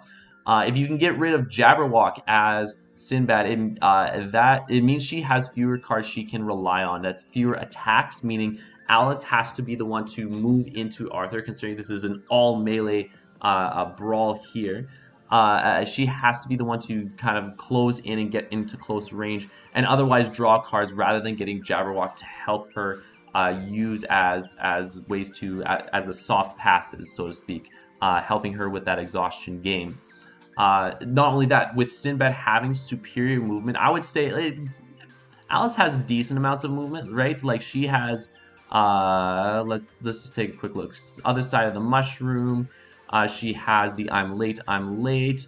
Mad as a Hatter. She has skirmish. However, because with the movement, both with his ability and with a lot of his cards, I think that is a little bit more reliable with toil and danger with leap away. I I do think that Sinbad should have a bit more of a positioning one. It might depend on what Alice picks up again with that consistency. But yeah, if you're if you're feeling risky, and this could be kind of a general play with a high movement character as well. If you feel like you need to get a double attack in, you can attack first turn with a movement card, trying to ensure he can most likely move next to Alice again so that he can get a second attack in. Now, it doesn't work if it's against I'm late with that 5 movement, and the map and positioning allows her to retreat far enough. And it also doesn't work if she uses a skirmish, regardless if she's big or small. If you or I should say, it doesn't work if you use leap away against her skirmish. Um, and so you can kind of play around with that. That's sort of like a niche situation there, I feel. However, again, he has plenty of card draw effects to play more aggressive. He has some good defenses to take some big Alice hits with exploit and leap away. Best voyages I would say to use in this case is, Island That Was a Whale. Again, keep up the healing and to give more health against the big attacks. That's kind of the big thing you want to try and kind of negate as much of that damage as possible. And so if you can get that healing off, that's incredible. Key note is that Sinbad and Alice, when they are able to use both of their healing cards, Sinbad gets 4 to move up to 19. Alice will get 6 healing if she gets both of the Looking Glass to go up to 19. So if they both get their healing, they're both taking or they both have to deal the same amount of damage. And then if you have to go through the sidekicks, well, then Alice has a slightly better thing there. So you really want to make sure Sinbad gets the healing there. Creature with eyes like coals of fire. That discard can sometimes be brutal, especially if you can get rid of a big card there. If you get rid of like a Manxome Foe, maybe her skirmish, he doesn't have too many other high value defenses. Get rid of things like Ophrabjous Day, a Snicker Snack. There's a plethora of cards. While not as game breaking as someone like Arthur, it would still do a good job at negating a good amount of the damage there. Or even a feint, or especially a Looking Glass. That would probably be the card that would actually wreck her game. That might be the one that you would need. But then another key voyage here is Man-Eating Apes. Getting that auto damage to reduce Alice's low health. You kind of want, especially with someone who is as squishy as Alice and who relies a lot on that Looking Glass, you want to, if you can utilize that after combat damage that she cannot defend against, to whittle it down and get her closer to being within range so that you can deal the final blow if she uses Looking Glass. Having those after combat effects can be extremely helpful. And then as far as situational wise, depending on positioning, card draw, Cannibals with Root of Madness and Valley of Giant Snakes can also be helpful situationally. But let's go on to Alice here. And as Alice, you can take a couple of hits with, yes, big Alice, you can take a couple of hits with smaller defenses while Sinbad doesn't have any voyages. You can even dare to take undefended hits. However, again, with the amount of health you have, you don't really want to take too much of that. But if you're big Alice, if you use a smaller defense, there's not as much of a risk that you run with using like a regroup, and I'm late to kind of help with that there. You can keep up with Sinbad's mobility for the most part, as Big Alice Skirmish will go off offensively all of the time or defensively all of the time, aside from if he uses a later voyage or, well, even with Momentous Shift, it would go off as well. Um, and so you kind of want to be able to utilize that as best as you can. Skirmish is a very, very key card that can play uh, either way, and so just try to make sure that you use that wisely. It can be one that turns the tides of the battle, even with that small movement effect there. She does have a couple more passes with the Eat Me card there. Not much, but it can help to force Sinbad to move in at inopportune times, or if Alice can get attacks in to prevent card draw, you can threaten the long game there. Jabberwock cards always provide good trade-offs. Claws that catch, having it as a 5 value will deal a decent amount of damage over most of these. Again, he does have some 4s, so using those 4s against Jabberwock, and specifically Leap Away is not the, although Leap Away in that specific isn't great, but against the Jabberwock, maybe saving a Leap Away against this other one, the Jaws that bite, so you can win combat and negate the damage, or even using toil and danger to negate the damage there, being able to move out and get out of his way. He does have some interactions that does favor him over some, like that Jaws that bite there. So you kind of have to be a little bit, Jabberwock does mostly have good trade-offs, but again, Sinbad has some answers to that. I would say I would use Manxifo defensively only when Sinbad has more of his voyages out. I would say using this as an offensive card in this matchup allows you to continue to pressure Sinbad to get his engine going a little bit faster, trying to get more damage than Sinbad is able to get back to you, especially as someone who ramps up towards the late game. You having this as a offensive tool earlier on can be helpful, but let's say if it goes to the late game, Manx of Foe can help towards that to be able to negate a good amount of damage. Snicker Snack is another one that's very, very valuable, especially if you can get rid of Voyage Home. And if you can't do that, feign so that he can't use that against one of the Looking Glasses, or one of the 4 versatile cards can be fairly good as well. But getting rid of Voyage Home is a major detriment to Sinbad, as that stifles his damage output, important effects, and puts more of a timer on his game.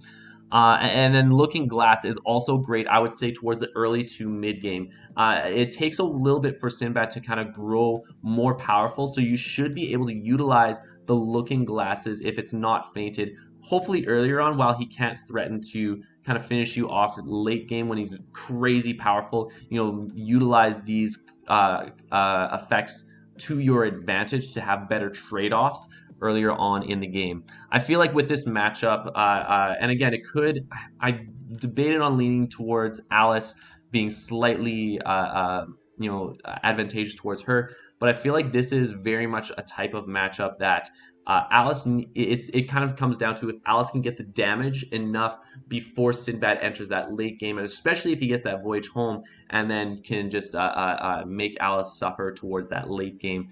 And so kind of playing along those lines, I would say it's fairly balanced, and it's just a matter of that timing and negating some of these effects, some of these big things on both sides of the matchup.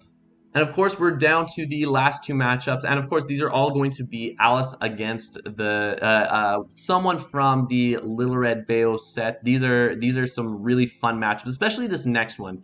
I'll showcase this one. This is actually one of my the more fun matchups I've personally have gotten to love over time, and just because it's kind of very interesting to because it plays very, very uniquely over some of the other ones. This one is Little Red against Alice. So going over some of these stats here.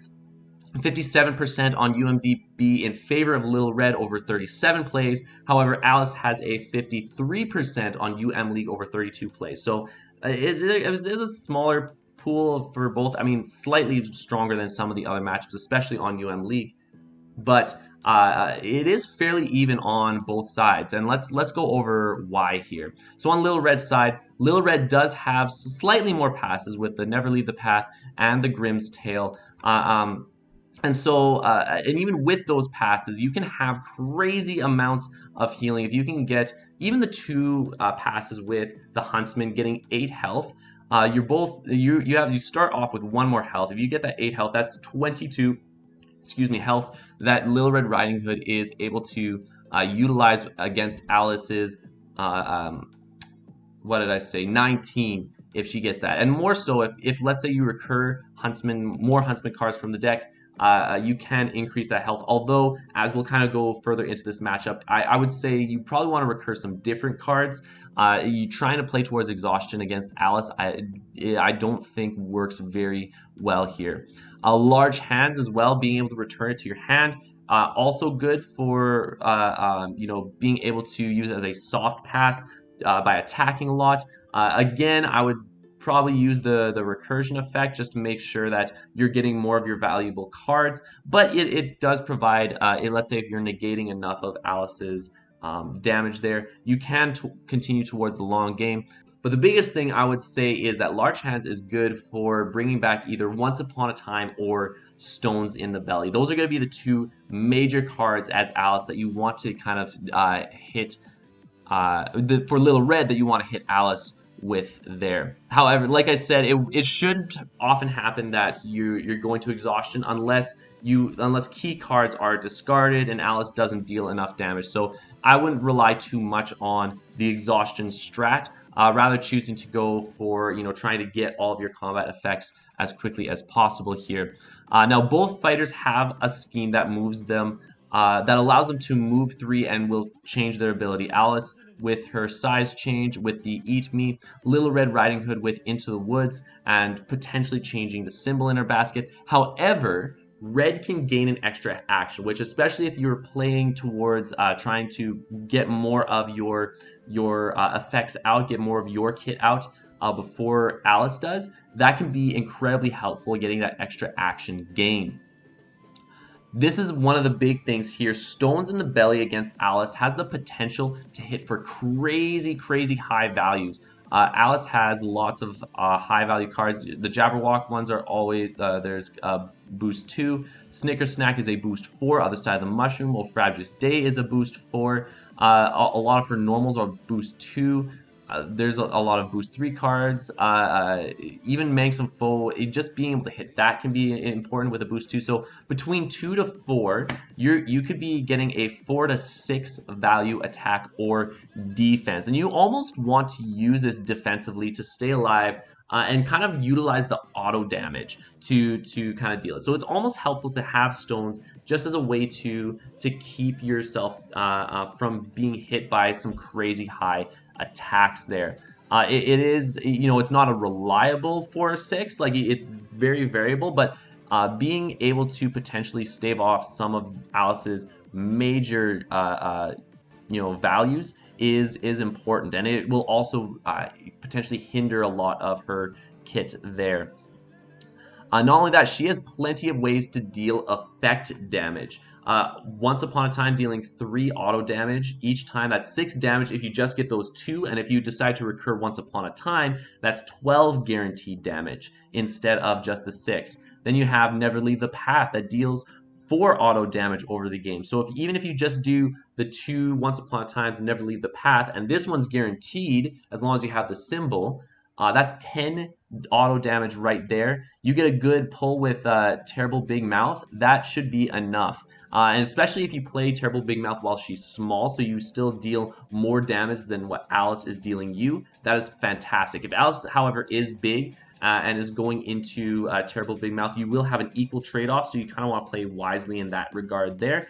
But depending on the case, you might be able to do this. So this is your win condition almost as Little Red, especially if Alice isn't able to get a whole lot of heals. If you can time one of your few Faint-like cards perfectly with Looking Glass, this can be very, very big into the Alice matchup here. Just getting rid of her health with all of this auto damage. Now, again, you might have to deal with the Jabberwock, and so you might have to play around with some of that. But, with the area effect of like Never Leave the Path with each opposing fighter in the zone, that can kind of help. If you can get both of them with both of those, that's 4 health there. And so you can kind of try to play around with that.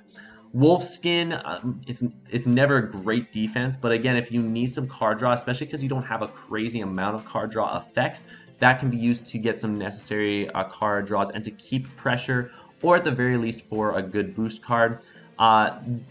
With as far as negating a lot of Alice's big attacks, because that'll be one of the things you're trying to kind of focus on. Big ears can be incredibly helpful as a defense card, being a 4 value there. If you have a knife in the basket, you do have 4 of the copies of the What's That in My Basket, and you do also have the stones in the belly. But if you just need a couple more defense just to take it, if you can, even if Alice is big, unless she's something like Manxome Foe or Momentous Shift, where it could be 3+, you are generally taking only 2 damage there at the most, and so you can use that to negate quite a bit there.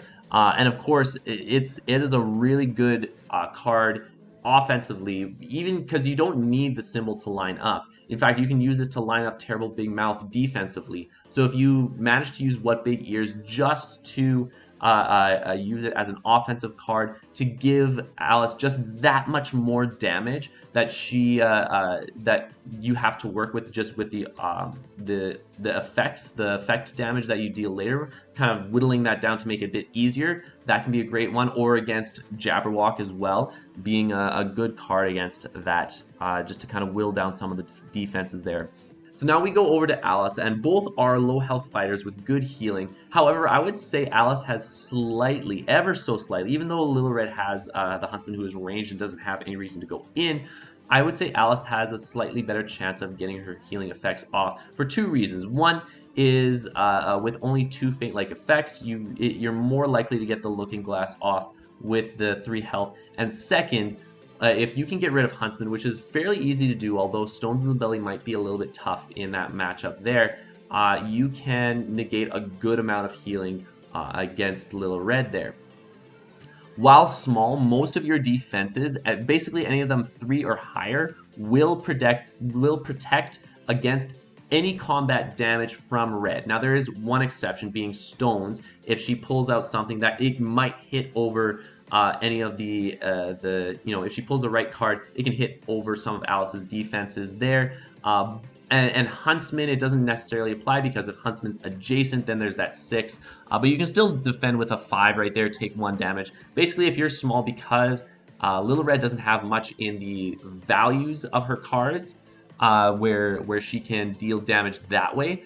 If you're small, you can negate a good amount, and even if you use a 2 versatile like that, or Looking Glass defensively potentially, that helps a good amount just to be able to negate basically any, if not all, of Little Red Riding Hood's combat damage there, meaning she has to rely on that after effect damage, and so utilizing feints at key moments will be important for that as well. If you are big, of course I mentioned your attacks will deal just as much damage as the Terrible Big Mouth will deal back, and so if you're willing to make that sacrifice, you can do that. But again, Momentous Shift and Manxome Foe will hit even more. If you're using Momentous Shift, she's only hitting you for 3. Meanwhile, you're going to be hitting her for 5. That's a major, major hit. If you use Manxome Foe, she's hitting you for 3. You're hitting at least for 2 plus whatever the boost value. So up to 6. That can be crazy, crazy, crazy, crazy.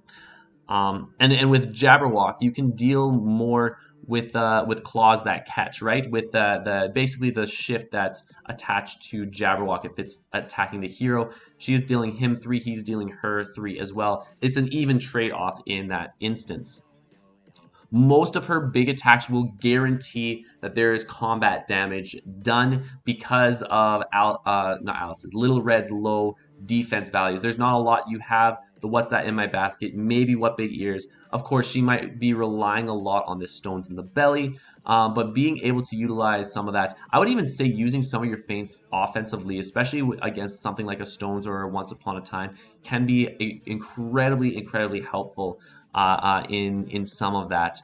Those will be very, very good attacks into Little Red, not only negating some of the powerful effects, but also being able to deal damage over them. She also has more card draws, so Red could use Never Leave the Path theoretically to make the card draw a little bit more even, but most of the time you want to opt for the auto damage, meaning as Alice, you can pressure a little bit more.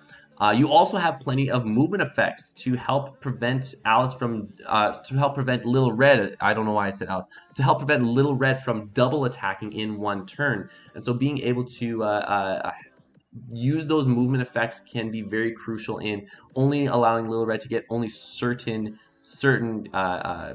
cards out in time, hopefully making sure your engine is going to go out faster than hers. With only 2 faint legs, I talked about the looking glass, but another aspect is that you can plan out your size changes a little bit more reliably, only having to worry about it being disrupted only so much, right? Having that one less faint leg card is actually very crucial as far as predictability, as far as being able to plan out your turns a little bit more. And so with the size changes, you can plan that out a little bit better there. Jaws as that bite will always go off unless fainted, as Little Red has no movement effects on her defense card. So you can use that Jaws that bite to be able to hit Little Red, and unless she uses that faint card, which again won't be used on a looking glass, you're going to be dealing that extra damage, that extra auto damage to Little Red, and it's always going to be guaranteed that you get that auto damage against the Huntsman. Speaking of Huntsman not having feints, if Huntsman is attacking, the Looking Glass effect will always go through, unless, of course, defeated. However, there is a good chance that you will take a big hit, as a Huntsman attack will generally deal up to 4 if Alice is big and 3 if you're small. So you might take an attack with the daggers in the basket with Once Upon a Time. You might take something with Stones in the Belly. If he's adjacent, he's probably going to do a long Have I Sought You. So you're generally going to be having an equal trade-off where you're taking 3 or 4 damage. You're going to heal that back, but you're not gaining any health as a result. And so in those instances, the potential damage and healing, the trade-off is fairly equal, give or take 1 or 2 damage here. And so you kind of want to try to use Looking Glass. If you have a slightly lower damage, and you might expect stones so it doesn't get discarded. A very good strategy is when you're expecting stones, being able to use Looking Glass so they don't pull it out and use it for the boost value can be very helpful in this matchup here as well. And then, of course, padding your hands with lower boost cards is great. And then the last thing I'll mention here, of course, Snicker Snack. You kind of want to use this to disrupt Alice's symbol engine as well, forcing her to utilize a symbol that she may not want to use. After having certain effects, she will get the effect in that specific combat. But you can take a look at the discard pile, and if you know that the defense is going to be kind of on top there for if there's a certain symbol that she's planning on hoping, you can kind of negate some of that, right? Let's say she was planning on getting a knives attack next. You can take one of her knife cards, put it in the discard, and then the card she used for defense is now on the top, and that's buried. Similarly, you can get something to negate the terrible big mouth. Kind of planning this out, you can kind of use that to your advantage. Overall, this is balanced, I feel, because this is almost like a race, basically to see who can get the damage in their own unique way. Alice with just outvaluing Little Red, and Little Red with getting that scheme damage or not just scheme damage, but with the effect damage that cannot be defended against, right? And so that's going to be why this is a very interesting one. It's very much more like a race than with a lot of other matchups, I would say. And then last but not least, we have Beowulf versus Alice. Looking at the stats again, Beowulf actually on UMDB has a 70% win rate over 27 plays. However, on UM League, a little bit different story with Alice having the 58% on UM League. And I think part of that is, again, because not a whole lot of people really know how to use Alice extremely well. And so for that reason, this is going to be another balanced matchup here. But looking at these, for Beowulf, despite fewer defenses, Beowulf has a much bigger health pool to deal with. You have 17 already. You have +4 from the Drinking Horns. That's, again, guaranteed. It's tied to the schemes. Could be taken out if she uses Snicker Snack. But you have that plus the 9 if Alice has to hit Wiglaf in order to get to Beowulf. And so then on the Alice side, you have 13 plus 6 from Looking Glass if they're not fainted. And then 8 from Jabberwock. So overall, the totals are 30 to 27, and especially in a matchup like this where all of them are melee, Uh, Alice does have some movement effects that can kind of help move her around to position better, but for the most part, they're going to be probably using their sidekicks as meat shields in this one. So most of Alice's attacks will give Bayo rage. And so you can plan it a little bit. This is almost a game for Beowulf to be able to try to plan it out as to which defenses he should use at which time to mitigate as much of that damage as possible, because Big Alice can hit hard. We've already seen that so many times. So utilizing the defenses he does have, utilizing the skirmishes, the feints, the equals, the workings well to try and get as much rage while negating as much damage as possible. Things like using feints while Alice is small so she doesn't turn big, keeping her at a smaller size so she's not dealing as much damage, using working at especially while big to be able to use your rage to negate as much damage. And even if she does deal 1 to 2, that's still a good payout because you get some of that rage back there. And then, of course, Equal of Grendel is good, especially while small, because you get a better trade-off there. Alice as big when she's using Momentous Shift and Mang Some Foe, as with a lot of, as we just saw with Little Red, that will be a better trade-off instead. So using Equal of Grendel while she's small is generally better there. And then Skirmish is just a good card in general, along with the feints there. And so you can kind of try to plan it out. You will probably need to take some undefended hits, and like I said, best to do so while Alice is small, but you can kind of plan around some of that. If it does happen to go to the long game, if you've negated enough damage, Bale will easily be able to keep up with the exhaustion game. He has Remnant of Valor, he's got Vigor and Courage, he's got Golden Drinking Horn, all which give him passes. That is a total of 7 over Alice's 2, and so that can be incredibly crucial there. Jaws That Bite, Alice, the card here, can potentially give up to 2 rage. If he takes the hit from the combat damage from the Jabberwock there, and then you have extra after combat damage, that's more chip damage, baby. And so Beowulf can potentially get extra rage from Jaws That Bite there. I mentioned about working can help to mitigate, specifically while Alice is big with those big attacks. That would almost be a prime time for working to be used there. You can control a decent amount when Fatal Struggle is used and who gets the card draw. And so I would probably say you wanted to use it to keep up with Alice's card draw at key moments in the time, trying to win the combat. And so trying to use this when she's big is most likely the best way to do that, especially as the only card that can prevent it is either Feint and you deal damage, or Skirmish. She only has 2 of those there. If she's small, it is very harder to pull off, especially because she can essentially hit with any of these 3s right there, or the 4 to hit over it and negate that card effect and give her more cards. But depending on where you want it, so you can control a decent amount depending on which size she has up there. Remnant of Valor is, it's not fantastic auto damage, but it's something, especially when you combine that with Equal of Grendel. Again, like I said with Little Red Riding Hood, if you can use some effect damage to lower the health so that pulling off Looking Glass is harder, that is incredibly crucial to Beowulf's game. So you kind of want to get that sooner than later, generally there. So yeah, dealing auto damage can be great against Alice with that small health pool.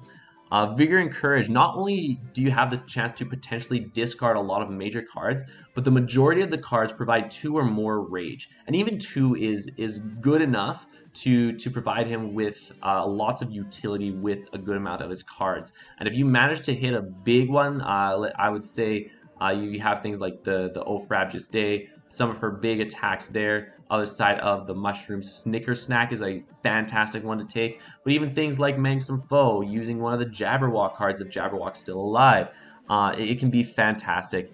And then the last one, this is more niche, but he can, if Alice does decide to double maneuver and doesn't boost and there's nothing in between them, Golden Drinking Horn does have the ability to help him move up to 4 spaces, giving him a pass, but also closing the gap so that he can attack and keep that pressure on if he absolutely needs. So going on to the other side for this last matchup of one big thing for Alice is that fewer defenses on Bao's side means you can run Bao out and deal some undefended hits.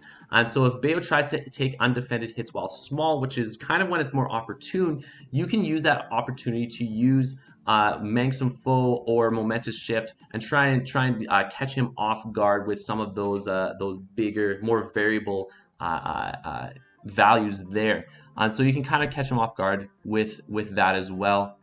Um, the up to 11 card draw for Alice against a potential 4 card draw for Bale means she has a little bit more of a card draw advantage, not including Fatal Struggle, which can give up to an extra 6 cards to either side. Even if Bale gets all of them, you have the slightest little bit extra of card draw. Not only that, Skirmish or Mangsum Foe against a Fatal Struggle guarantees draw, as does many of the if she's small and she decides to defend. Mangsum Foe, of course, even though it's a versatile 3, you're going to be still getting at least 1 boost value there. So you can almost treat it as a 4. I kind of didn't think about it too much earlier, but yeah, you basically want to treat it as a 4 plus type of card. The many movement effects that Alice has, being able to move up to 5, move both fighters up to 2, having the skirmish, having her scheme, means that Alice can move around so she can find herself in better positioning, or she can move around Wiggloff to hit Beowulf.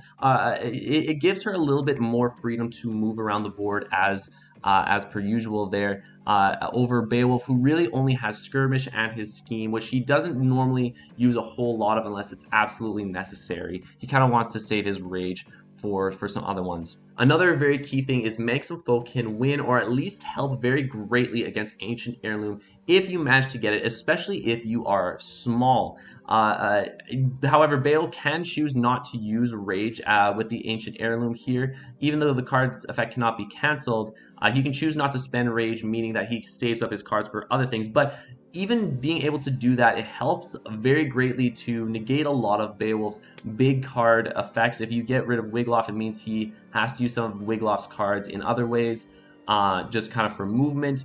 You can also, it means he's not using Rage to boost this over some of your attacks there. Now, granted, he does get to see what your card is, what you're blind boosting before, so there is a little bit more freedom on Beowulf's part. But being able to get rid of an Ancient Heirloom, this is almost one of the better defenses to use against Ancient Heirloom than a lot of other cards there.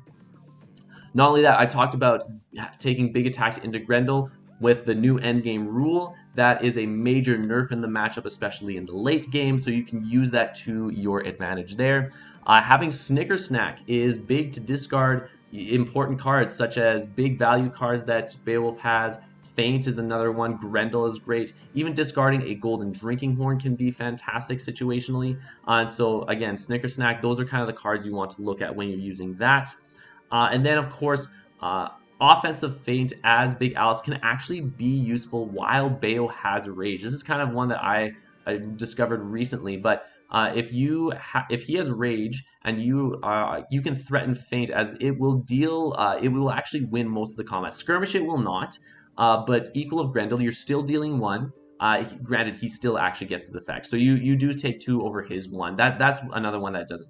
But with Feint, it doesn't really matter. It's just an equal trade-off, except you're still dealing 2 because of the big effect, and especially against War King, he cannot boost any higher, or he cannot spend Rage, sorry, to make it any higher, and you're dealing a solid 3 damage into that. So sometimes using that feint offensively can be very, very, very, very helpful in that matchup. And so you still get a positive interaction with half of his defenses as an offensive feint. And so that's a really valuable use of that card as well, especially while he has a lot of Rage. The only place where he can use that then is with the Equal of Grendel if he chooses, but he also might not, just depending on if he wants to deal that damage. Granted, it is still 2 damage against a squishy Alice, but yeah, for that reason, it's very, it's a little bit tougher, a little bit more inconsistent, which is kind of why, someone like Alice, I feel, well, they both have inconsistencies, but Alice more with the inconsistencies of the type of cards in her deck, and Beowulf just being sometimes caught on defenses. This is a little bit more of a variable matchup, I would say. It can go either way depending on what happens. And so for that reason, I would say it's that way. They both can hit very hard. They both can. They both have answers to the others' tools in their kit. And so for that reason, I would put them as balanced. And that is the end here. That is the final little bit. This took so long to make. Oh my goodness, you guys. But I'm curious of your thoughts. What are your thoughts here? Drop them in the comments down below. Tell me where if I overlooked something, if I weighed something too much over something else, if I'm skewed one matchup a little bit too much one side or the other. But until next time, guys. I hope you have a great day. Stay safe, and we will see you on the next one.